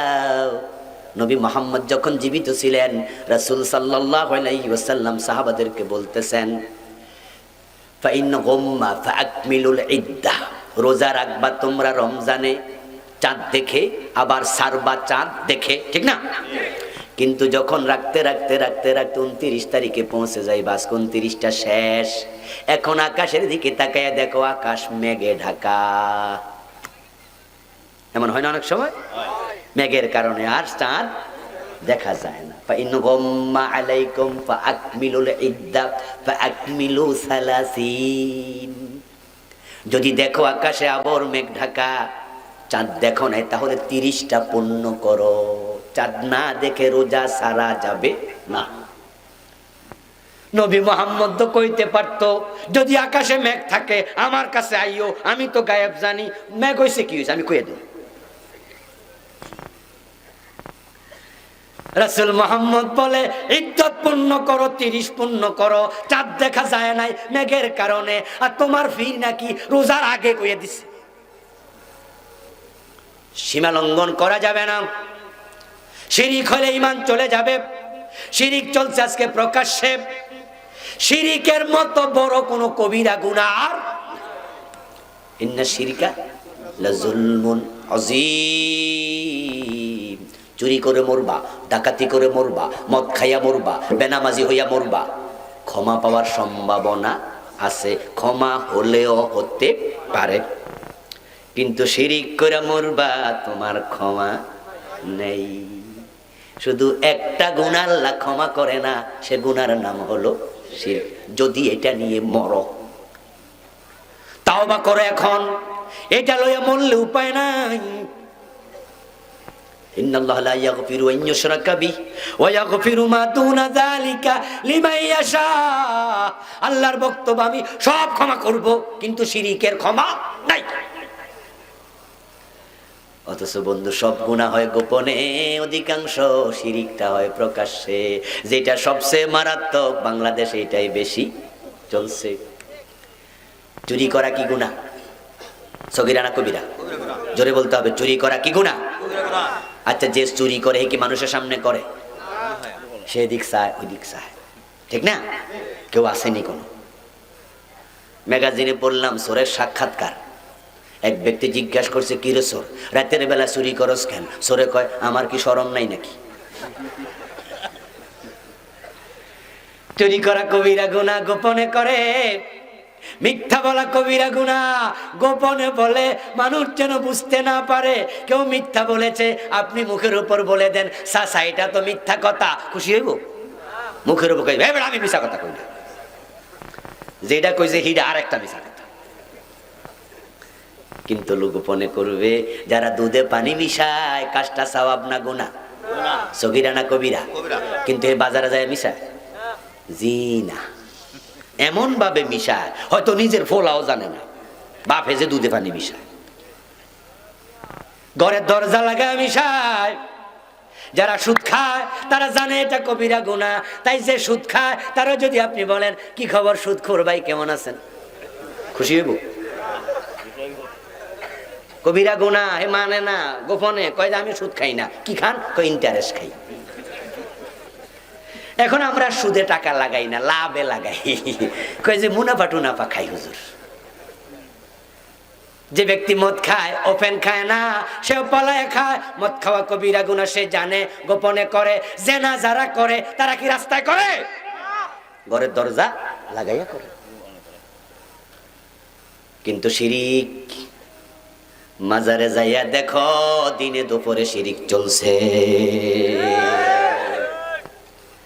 এই যে কয়দিন আগে যে পেটওয়ালা ফির মারা গেছে, আমার দু চোখ সাক্ষী, চান্দিনাতে ছাত্র জীবনে দেখেছি। রাস্তার মাঝে একটা এরকম প্যান্ডেল বানাইছে, ছোট রাস্তার পাশে পথসভা চলবে, হুজুর আসছে, ওই স্টেজে উঠছে, দুইজন সেজদায় পড়ে গেছে। শত শত মানুষের সামনে সেজদা। মসজিদে যাবেন, বিদ্যুৎ চলে গেছে, মাগরিবের এশার নামাজ, বিদ্যুৎ নাই। সভাপতি সাহেব কয়, এই ইমাম সাহেব, হুজুর মোমবাতি লাগান না একটা। ইমাম সাহেব কয়, এই মুয়াজ্জিন সাহেব কই, এই মোমবাতি লাগান। মুয়াজ্জিন সাহেব ঘুরা গেরা কয়, হুজুর মোমবাতি নাই। কারেন্ট যায় না তো, খুব কম যায় তো, এজন্য কিনি না, আর এখন মানুষের দেয়ও না। কিন্তু দিনের বেলায় মাজারে মোমবাতি জ্বলতে দেখা যায়। ওখানের মোমবাতি সব ফেরেশতা দিয়া যায়, ঠিক না? আমার ভাইয়েরা, মাজারের পাশে শীতে কষ্ট পায়, শীতের কাপড় নাই। বুড়া কয়, একটা শীতের কাপড় কিনবো, টাকা দাও। ওর ভিক্ষার থালা খালি। আর মরা পীর সাহেবের টাকার অভাব নাই, ঠিক না? খাজা বাবার ব্যাগ, টাকার অভাব নাই। আমাদের গুলিস্তানে একটা মাজার আছে, কি নাম? গোলাপ শাহ। উনি কেমন মানুষ আমি জানি না, ভালো হলে জান্নাতে চলে গেছে, ঠিক না? তার ব্যাপারে আমার কোনো মন্দ ধারণা নাই, কারণ শাহজালালের মাজারে যারা সেজদা দেয়, দোষটা শাহজালালের নয়। তিনি কোনোদিন বলেন না আমার মরার পরে সেজদা দিও। এগুলো একদল সিটার বাটপারের কাজ। তারা মাজার বানাইয়া ব্যবসা করছে।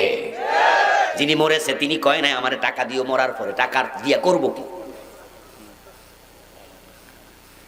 এই জন্য যিনি মরে গেছেন তার ব্যাপারে আমার প্রশ্ন নাই। খারাপ মানুষ হলে আল্লাহর কাছে ধরা খাবে, ভালো হলে জান্নাত পেয়েছে। আমার প্রশ্ন আপনার বিবেকের কাছে, গোলাপ শাহর মাজারে গেলে দেখবেন চারপাশে লোহার মোটা মোটা রড দিয়া গেরট দিয়া রাখছে, চার কোনা কইরা। পাবলিক হাত ঢুকাবে, অনেক জায়গায় ছিদ্রটাও নাই, কিন্তু এরপরও টাকা এরকম গোল কইরা কইরা মারে, হুজুর নেন, বেশি কইরা নেন। বস্তা ভরে টাকা নেয়, অথচ গোলাপ শাহর মাজারের পাশে আরেক বেড়া শীতের কাপড় নাই, কাশতে কাশতে মাটিতে বসা যায়, ওষুধ কেনার টাকা নাই, টাকাটা তার বড় দরকার। গোলাপ শাহ রাহিমাহুল্লাহ, তার জন্য আমি দোয়া করে দিলাম, ভালো মানুষ হলে আল্লাহ তার উপর রহম করুক।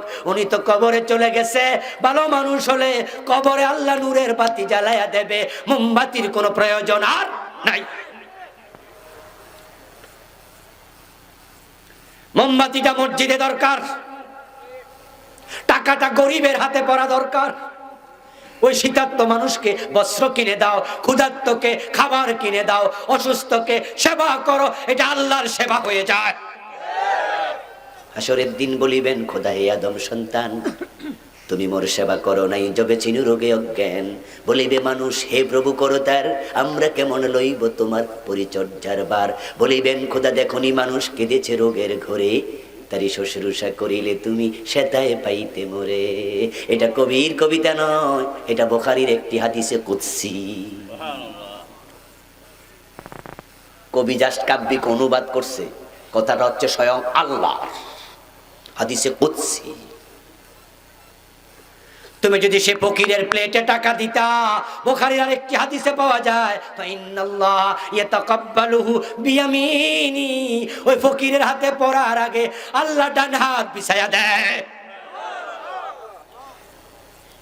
এবার আপনাদের বিবেকের কাছে আমার প্রশ্ন, আচ্ছা আপনি যে মাজারে টাকা দিলেন, যিনি মারা গেছে তিনি কয় পার্সেন্টেজ পাবে, কত পার্সেন্ট পাবে মোট? এই কথা কিন্তু বুঝা শুনা কইেন।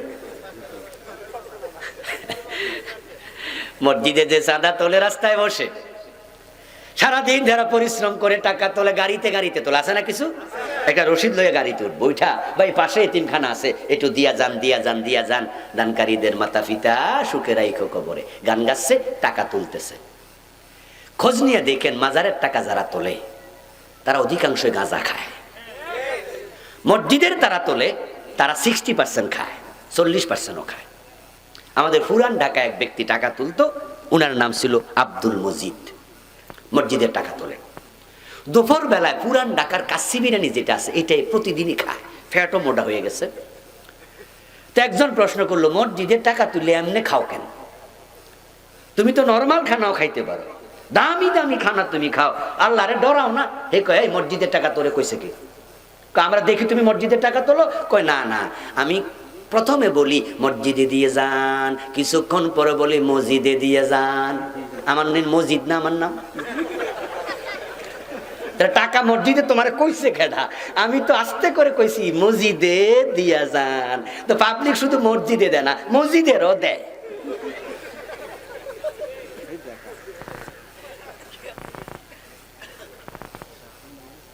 আমার ভাই যুক্তিবাদী হুজুরের নাম মনে আছে তো?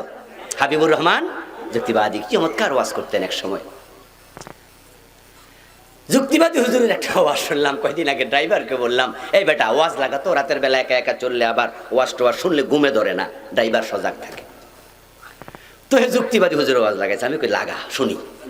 খুব মজার ওয়াজ। হুজুর বলতেছে যে উনি উনার বাড়ি এই নারায়ণগঞ্জের পাশেই, আমি যাচ্ছি রাস্তার পাশ দিয়া, দেখি মাইকিং করতেছে, মাইকে দিয়া যান, দিয়া যান, দিয়া যান, দিয়া যান, মাজারে দিয়া যান। আমি ড্রাইভারের কইলাম, একটা কাম কর, গাড়িটা আস্তে করে হেনে লাগা। ড্রাইভার সাহেব একবারে মাইকওয়ালার কাছে নিয়ে গাড়ি থামাইছে। আমি গ্লাসটা নামাইয়া কইলাম, কি দিতাম, কি দিতাম? ওই যে দিয়া যান, দিয়া যান। আমি কইলাম, কি দিতাম, কি দিতাম? তখন বেটা আমারে দেখে সিগন্যাল আইছে, হুজুর আপনি দিল নিতাম না। হুজুর আমি নিতাম না। যুক্তিবাদী হুজুর তো খুব মজার মানুষ। উনি কয়, কেন রে, আমার টাকা কি হারাম? এটা কি না জায়েজ? কেন নিতি না? কই না হুজুর, হুজুর আমার লোকজন দৌড়ে আইনা বয়া দিছে, আমি টাকা চাই, আমার কণ্ঠ একটু সুন্দর তাই টাকা তুলি। কয় লাভ কি? কয় 40% আমি খাইয়া লাই, আর 60% ওরারে দেই। কয় ওরা কি করে? কয় ওরাও হুজুর খাসি জবাই করে খায়, মাঝে মাঝে গাছাও খায়। কেন খাবে না? কেন খাসি খাবে না? কেন গাঁজা খাবে না? তোমার বিবেকের কাছে আমার প্রশ্ন। ওই যে গোলাপ শাহ মারা গেলেন, কবরে উনার আর কোনো টাকা দরকার আছে নাকি? তো উনাকে যে তোমরা টাকা দিলা, তুমি কি লক্ষ্য করে দেখো না তোমার বাড়ির পাশের মাজারে যখন 2 ডেক সিন্নি কেউ মানত করে, তখন খাদেম সাহেব সিন্নি কে একা খায় না পাবলিকে লইয়া খায়? কথা কয় না আমার ভাইয়েরা? তখন ঘোষণা কইরা দেয় মাজারে সিন্নি আইছে সবাই, কিন্তু দান বাক্সের টাকা এটা সবাই রে দেয় না কেন?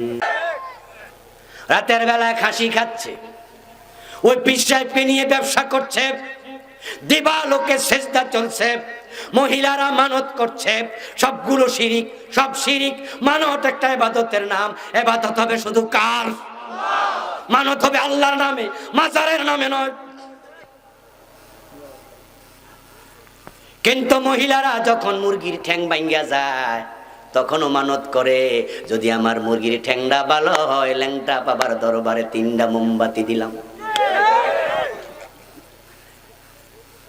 প্রকাশ্যে শিরিক চলছে, দিবালোকে মানত করছে। শুধু মানত নয়, মাজারের নামে মানুষ কসম খায়। অথচ হাদিসে স্পষ্ট, মানা হালাফা গায়রাল্লাহি ফাকাদ আশরাক, যে ব্যক্তি আল্লাহ ছাড়া অন্যের নামে কসম করে সে শিরিক করে। হ্যাঁ, কেমনে কসম করে? ছোটকালে আমরা দেখতাম, আমাদের বাড়ির পাশে অনেক মাজার আছে আমাদের এলাকায়, আর কি 2-3 গ্রামে দেখেছি। একটা আছে ল্যাংটার মাজারও, আমাদের পাশের গ্রাম, ল্যাংটা পীরের তাকিয়া। আমার ভাইয়েরা ঝগড়া লাগছে, 2 বন্ধু ঝগড়া লাগছে, এই তুই এটা কেন করলি? কয় না না আমি এটা করি নাই। এই করস নাই মানে? আল্লাহর কসম। রাখ তোর কসম। মাটির কসম। হ্যাঁ, মাটির কসম, পাওনা খাই আর করছো এ কাম তুমি? কয় না তাহলে মাজারের কসম। কই ঠেকাই দিলি রে। এতক্ষণ আমি তোর বিরুদ্ধে অনেক কইছি, কিন্তু এখন মাজারের কসম, বাবারে, এটার বিরুদ্ধে বলার যাবে না। মাজারের কসম খাইলা, তোমার ইমানটাই চলে গেল, শিরিক করলা। এই জাতীয় আরো ডজন ডজন শিরিক বাংলাদেশে আছে না নাই?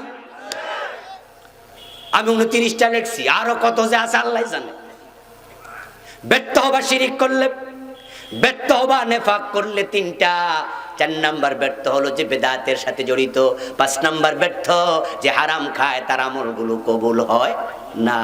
বেদাত করলে আমল কবুল হবে না। এখন বেদাত বাংলাদেশে পাইকারি হারে চলছে। আমাদের হাশেম মোল্লা ভাই চমৎকার করে বলছিলেন, আমি যখন আসতেছি, যে আজানের আগে দুরূদ শরীফ চালাইয়া দে, ঠিক না? আসসালাতু ওয়াসসালামু আলাইকা ইয়া রাসূলুল্লাহ। কি মজা লাগে রে দোস্ত, শুনতে ভালোই তো লাগে। আমি খারাপ করছি কি দুরূদ না পড়তেছি? ও আমার দোস্ত, রাসূলের ইসলাম তুমি বাড়াইও না, তুমি কমাইও না। ইসলাম তোমার না, ইসলাম হলো আল্লাহ এবং তার রাসূলের, ঠিক না? ও বন্ধু, আপনার জামা আপনি ভালো করে কাটেন। আমি যাই টেইলারের দোকানে দেখি, হে কাপড় শুধু কাটে, সিলায়, আবার ফালায়। কিরে ভাই, কাপড় নষ্ট করস কেন? জিনা হুজুর, নষ্ট করি না, আমি টেইলারি শিখতাছি।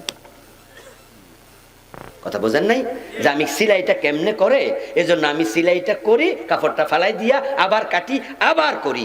আর সামনে যদি এরকম আমি কাপড় দিছি জামার লাইগা, আপনি কোন হুজুরেরটা কাটটা শিখি, মাইর খাওয়ার সম্ভাবনা আছে না নাই? কারণ কাপড় আপনার না আমার টাকাইটা তোমার টেলারি করতে কইছে কে?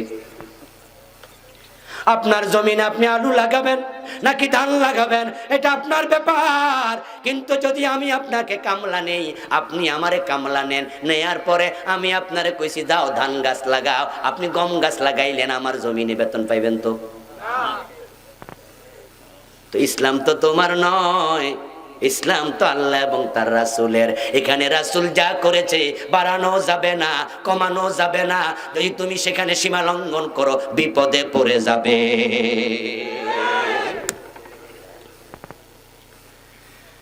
আজান রাসূলুল্লাহ দুরূদ শরীফ দিয়ে শেখায় নাই। আজান শুরু হইল কেমনে? সহিহ বুখারীতে, সহিহ মুসলিমে হাদিস আছে।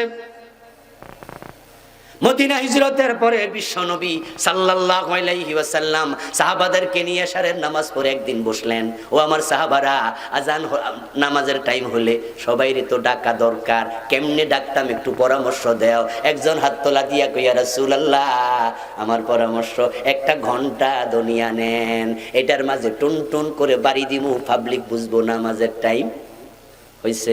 রাসূলুল্লাহ বলে, তোমার পরামর্শটা আমার পছন্দ হয় নাই।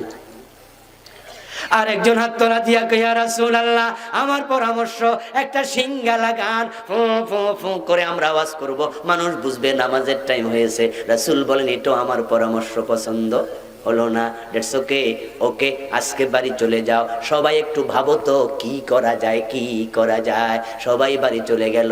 একজন সাহাবী, উনার নাম আব্দুল্লাহ ইবনে যায়েদ রাদিয়াল্লাহু তাআলা আনহু, উনি বলেন, আমিও ভাবতে ভাবতে ঘুমায়া গেলাম, কেমনে মানুষকে ডাকা যায়। ঘুমে স্বপ্ন দেখি আল্লাহর এক বান্দা একটা ঘন্টা দনি হাতে লইয়া হাঁটতেছে। আমি বললাম, থামো, এটা আমার কাছে বিক্রি করবানি? ওই আল্লাহর বান্দা আমারে জিজ্ঞাসা করলো, করবা কি? আমি বললাম, নামাজের টাইমে বাড়ি মারমু। উনি বলে, এসব বাইরা বাড়ি দরকার নাই, আমি তোমাকে নামাজের জন্য আহ্বান শিখাতে চাই, শিখবানি? আব্দুল্লাহ ইবনে যায়েদ বলে, বলো দেখি। সে আল্লাহু আকবার বলে শুরু করলো, আজান শেষ করে দিল। আব্দুল্লাহ ইবনে যায়েদ রাদিয়াল্লাহু তাআলা আনহু আযানটা স্বপ্নে দেখলেন। সকাল বেলায় ফজরের টাইমে দৌড়াইয়া মসজিদে আজকে হাজির। ইয়া রাসূলুল্লাহ, আমি একটা স্বপ্ন দেখছি। কি স্বপ্ন দেখছো? পুরা কাহিনী শোনালো। আল্লাহর হাবিব শুনে কয়, আব্দুল্লাহ রে, এই স্বপ্নটা আমারও পছন্দ হয়েছে। কুমিয়া বেলাল ফানাদি বিসসালাহ, ও বেলাল তুমি দাঁড়াও, ও যা বলে শুনে শুনে আজানটা দিয়ে দাও। হযরত বেলালের কণ্ঠ বড় দারাজ, আজান দেওয়া শুরু করে দিলেন। হযরত ওমর বলেন, আমি ঘরের মাঝে ঘুমাচ্ছি, আজানের আওয়াজ শুই না, আমি লাফ দিয়া উঠলাম, চাদরটা টানতে টানতে দৌড় মারলাম, মসজিদে হাজির হলাম। ইয়া রাসূলুল্লাহ, এই চমৎকার শব্দগুলো আজকে কে শুনাইলো আপনারে? বলে, আব্দুল্লাহ ইবনে যায়েদ স্বপ্নে দেখছে। ওমর বলেন, আমিও তো এই স্বপ্ন দেখেছি। রাসূল সাল্লাল্লাহু আলাইহি ওয়াসাল্লাম শুনে বলেন, ফাযালিকা আসবাতু, তাহলে আব্দুল্লাহ ইবনে যায়েদের স্বপ্নটা আরো গাঢ় হইল, আরো দৃঢ় হইল। আবু মাহজুরা বিশ্বনবীর আরেকজন মুয়াজ্জিনের নাম। হযরত বেলাল হলো প্রথম মুয়াজ্জিন, আবু মাহজুরা মুয়াজ্জিন।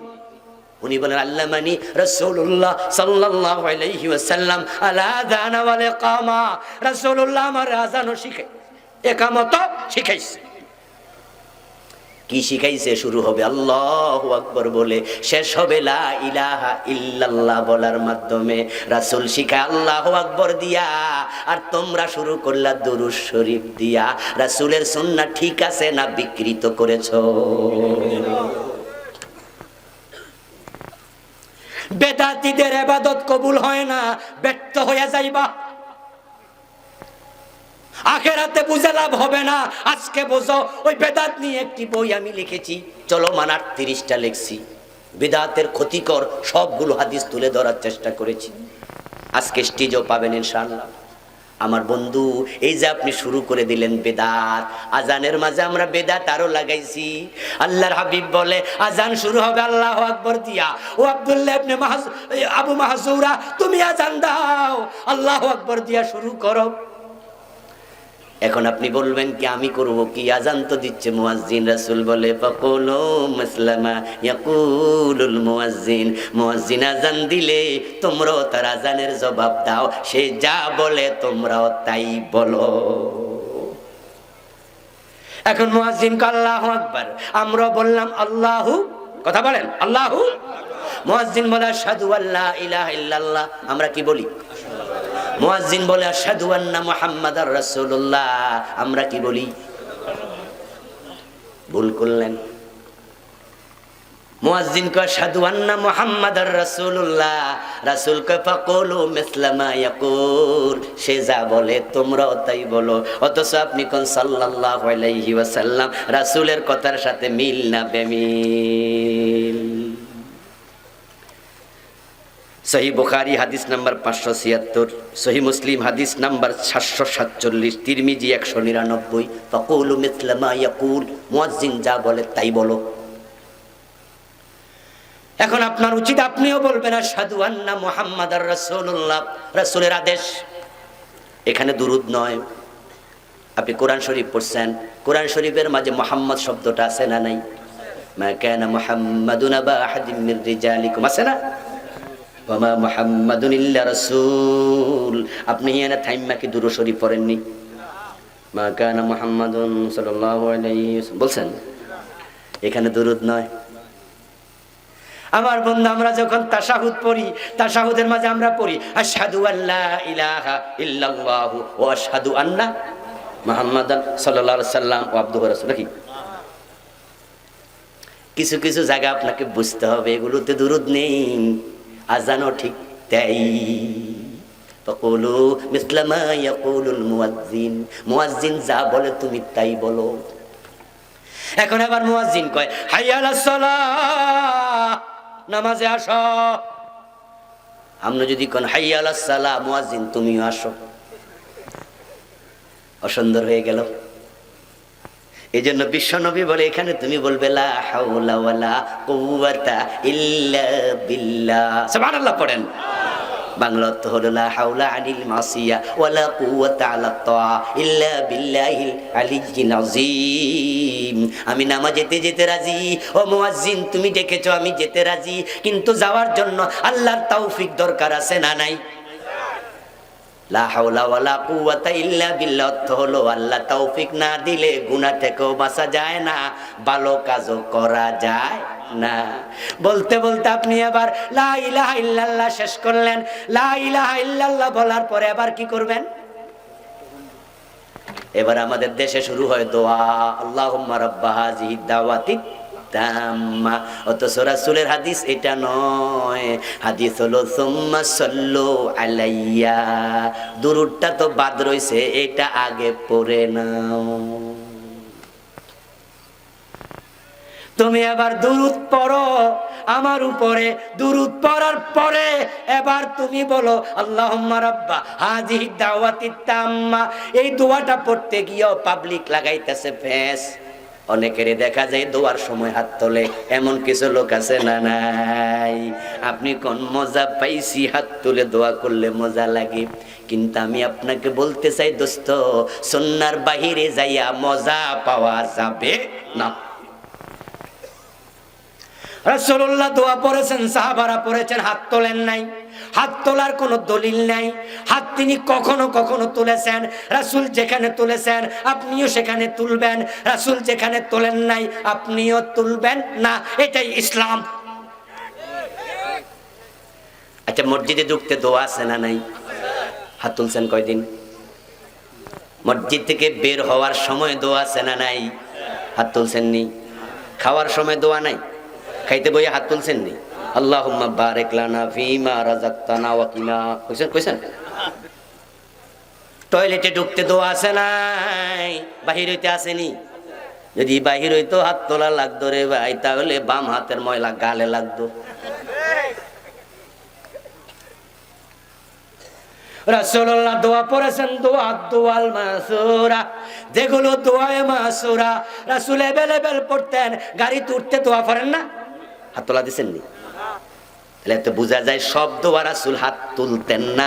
তিনি যেখানে তোলেন নাই আমরাও সেখানে তুলব না, তিনি যেখানে ছাড়েন নাই আমরাও সেখানে ছাড়ব না। তিনি যা বলেছেন, যা করেছেন সেটার নাম ইসলাম। বাড়ানো যাবে না, কমানো যাবে না। এই নামাজ নিয়ে চলছে আজকে ঝগড়া, এমন ঝগড়া শুরু, নামাজের মতো ফতুয়া বাংলাদেশে এখন আর নাই। সবচেয়ে ডলা ফতুয়া চলছে। কি ফতুয়া? জোরে আমিন কইলে মসজিদে বাইর করে দিবা। হেরা কয় জোরে আমিন কইতে দিতা না, যাও মসজিদে আলাদা করলাম, আহলে হাদিস মসজিদ। আছে না নাই? নামাজ ঐক্যের শিক্ষা দেয়। খাও খাও খাও, ইমামের পিছনে দাঁড়াও, সোজা হয়ে দাঁড়াও, পায়ে পা লাগাইয়া দাঁড়াও। ইমাম বলবে সামি আল্লাহু লিমান হামিদা, এমপি হওয়ার মন্ত্রী হও, মাথা তুলতেই হবে। ইমামকে আনুগত্য করো, এক হয়ে যাও, পাশে পাশে দাঁড়াইয়া যাও। আমির ওমরা রাজা প্রজা ভেদাভেদ থাকবে না, ঐক্যের শিক্ষা নাও নামাজ থেকে। অথচ সেই নামাজ নিয়া এমন ফতুয়া চলছে, মসজিদও আলাদা হয়ে গেছে। না মুসলমান, এটা হতে পারে না। তোমরা যত বিভক্ত হইবা তত তোমরা মাইর খাইবা। তোমরা যদি এক হতে পারো, পৃথিবীতে মুসলমানকে মারা দূরের কথা, আমাদের দিকে আঙ্গুল তোলার সাহস কোন জালেম করবে না। আমরা 250 কোটি, পৃথিবী আমাদের হাতে থাকার কথা ছিল, এক সময় ছিল। তাকে দেখো বিশ্ব মানচিত্রের দিকে, কাবা পৃথিবীর মাঝখানে। কাবার চারপাশের রাষ্ট্রগুলো অধিকাংশ মুসলমানদের। খনিজ পদার্থের 65% আল্লাহ আপনি দিয়েছে মিডিল ইস্টের রাষ্ট্রগুলোর হাতে। স্বর্ণের খনি, তামার খনি, রূপার খনি, গ্যাসের খনি, তেলের খনি, ঠিক কিনা? তোমাদেরকে পৃথিবীর মাঝখানে দিছে ভাই, মাঝখানে। পৃথিবী তোমরা চালাইবা। আমেরিকা পৃথিবীর এক কোনায়, কত দূরে রে ভাই। রিয়াদ থেকে বিমানে উঠছি, 13 ঘন্টা ফ্লাইটে ছিলাম। তারপরে জন এফ কেনেডি বিমানবন্দরে নিউ ইয়র্কে নামছি, 13টা ঘন্টা। বাবা রে বাবা, শেষই হয় না। পৃথিবীর এক কোনায় আটলান্টিকের ওপারে। ওরা ওখান থেকে আইসা ইরাকে বোমাটা মারে কেমনে? যদি মুসলমানরা কালকে এক হয়ে ঘোষণা করে আমেরিকা থেমে যাও, যদি মুসলমান মারো আমরা তেল দেব না, 6 মাস আমরা তেল বন্ধ রাখবো, আমেরিকার বিমান আকাশে উড়বে না।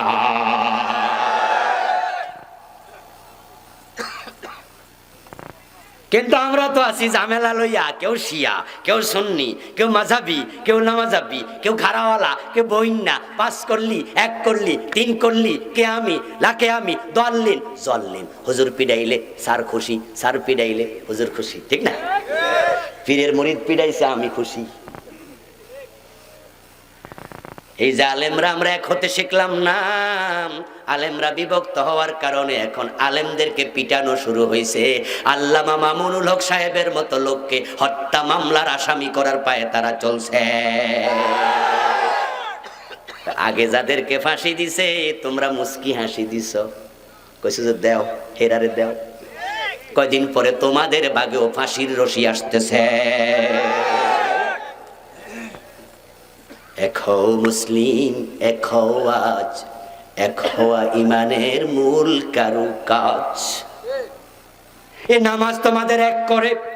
এমন ফতুয়া কেন দেও যে কেউ জোরে আমিন বললে বের করে দিবা? মসজিদ তো তোমার বাবার না, মসজিদ কার? আন্নাল মাসাজিদা লিল্লাহ, মসজিদ তো আল্লাহর। ও বেটা যদি না বুঝা জোরে কইয়ালায়, তোমার তো উচিত তাকে তুমি বুকে জড়াইয়া ধরে বলবা, ভাই জোরে বলার হাদিস তো নাই, তুমি কেন বলো? এখন সে যদি হাদিস দেখাইয়া দেয় যে আছে, তাহলে আপনার উচিত চুপ হওয়া। যদি থাকে তাহলে তোমার পক্ষেও আছে, আমার পক্ষেও আছে, কোনো ঝামেলা নাই। যারা কাবায় নামাজ পড়েছেন, মসজিদে নববীতে পড়ছেন, ওখানে জোরে আমিন বলার লোক আছে না নাই? ধাক্কায়া বাইর করছেন কয়দিন? আমি হানাফি, আমিও জোরে আমিন বলার পক্ষের নই, আমিও আস্তে আমিন বলি, কিন্তু আবার কাউকে বের করে দিবা এটার পক্ষ আমি নাই। আল্লাহর ঘর তুমি বের করার অধিকার পাইছো কই? না হুজুর, হে যদি জোরে আমিন কয়, হে রাজশাহী যাইয়া কোক, ওই এলাকায় হালে হাদিস আছে, হে আমরা এলাকায় করবো কেন? তা আপনার এলাকায় কইলে হাদিস না আছে? ইমাম শাফি রহমতুল্লাহ আলাই, উনার মাযহাবের নাম কি? শাফি মাযহাব, ঠিক না? আচ্ছা, উনি কি আমিন আস্তে কইনা না জোরে কইনা? উনি যদি আজকে আপনার মসজিদে নামাজ পড়তো, উনিও তো জোরে আমিনটা কইয়া দিত, আপনি উনারও ধাক্কা মারতেন। পাইছেনটা কি? না হুজুর, আমাদের ডিস্টার্ব হয়। আরে কত ডিস্টার্ব পাইছো? তোমার ডিস্টার্ব হয় তুমি যখন আমিন কও, বেড়া তো তখনই কইছে, তোমার আলাম তারার মাঝখানে তো কইছে না? কাবা শরীফে ডিস্টার্ব হলো না, বাংলাদেশে ডিস্টার্ব কেন হলো? ডিস্টার্ব এমন হওয়া হয়েছে, এখন মসজিদে পোলাপান দেখলো অনেক মুরব্বী সহ্য করতে পারে না। অথচ হাদিসের নির্দেশ হলো মুরু আউলাদাকুম বিসসালাহ ওয়া হুম আবনাউ সাবঈ সিনিন। 7 বছর বয়স হলে মসজিদে নেও, প্রশিক্ষণ দাও, নামাজ শিখাও, ঠিক কি না? 10 বছর বয়স হলে যদি নামাজ না পড়ে প্রয়োজনে পিটায়া নামাজ পড়াও। ওয়াদরিবুহুম আলাইহা ওয়া হুম আবনাউ 10 সিনিন। এখন 7 বছরে প্রশিক্ষণ দিলে মসজিদের সাথে করে নেয়া দরকার আছে না নাই?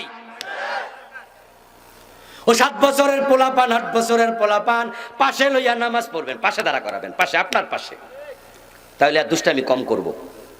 যাওয়ার সময় বলবেন বাজান মসজিদে দুষ্টামি করা যাবে না, আল্লাহ রাগ হইব, আল্লাহ গুনাহ দিব, ভয় দেখাবেন, এটা ঠিক না, মানুষের নামাজ নষ্ট হবে, মানুষ খারাপ কইব। এরপরেও তো ছোট বাচ্চা তো, তাই যখন আপনি নামাজে খারাইছেন হেতে তাকাইয়া বুঝবো আব্বা এখন বিপদে আছে, আর লড়তে পারবো না, ঠিক না? হাত বাইন্ধা লাগছে তো, এখন আস্তে করে সইরা যেতে পারে, যাইতে পারে না। হে যখন পিছনে যায় ওই লগের তার ইশারা দে তুইও আয়।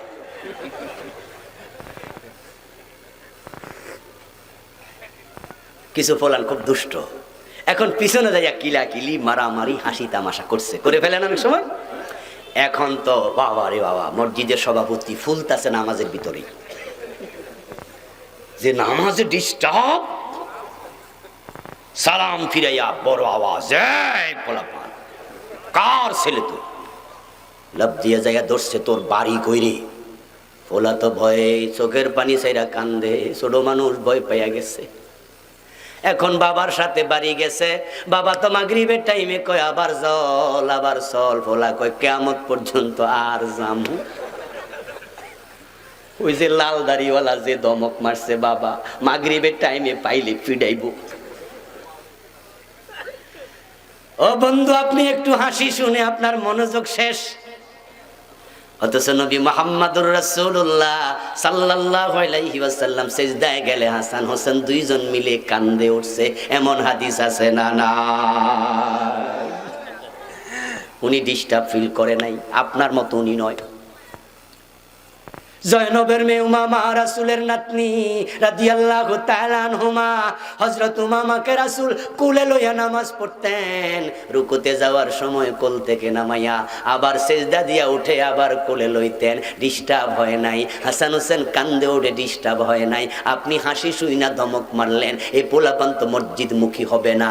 আপনার উচিত ছিল ওই বাচ্চাটাকে কোলে জড়াইয়া কপালে চুমু খাইয়া বলা, বাজান মসজিদে আসলে ডিস্টার্ব করো না, হাসি দিও না, এটা ঠিক না, ধরো একটা লজেস নেও, তোমারে ধন্যবাদ তুমি আইছো, কালকে যদি না হাসো লজেস পাইবা 3টা।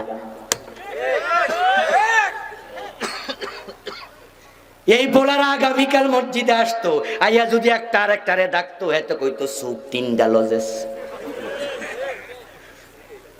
প্রতিযোগিতা করতো, আর হাসাহাসি হবে না, নামাজও শিখতো, ঝামেলাও কমে যেত। এজন্যই তো ডাক্তাররা যখন কাটে আগে এনেস্থেসিয়া দিয়া বেহুশ করে, রোগী যেন কষ্ট না পায়। আমার চিকিৎসা দরকার, রোগীরে কষ্ট দেয়া যাবে না। ইসলামের মাঝে ঐক্য দরকার, আবার মাসালাগত ইখতিলাফের সমাধানও দরকার, অনৈক্য করা যাবে না। এই কষ্টগুলো দেখে আমি গত 1 বছর ধরে কষ্ট করে একটা বই লিখছি। কষ্ট মুসলমানের মাঝে বিভেদ চলছে, ফতোয়াবাজি চলছে। ভাবলাম যে হাদিসে কি আছে একটু তুলে ধরি।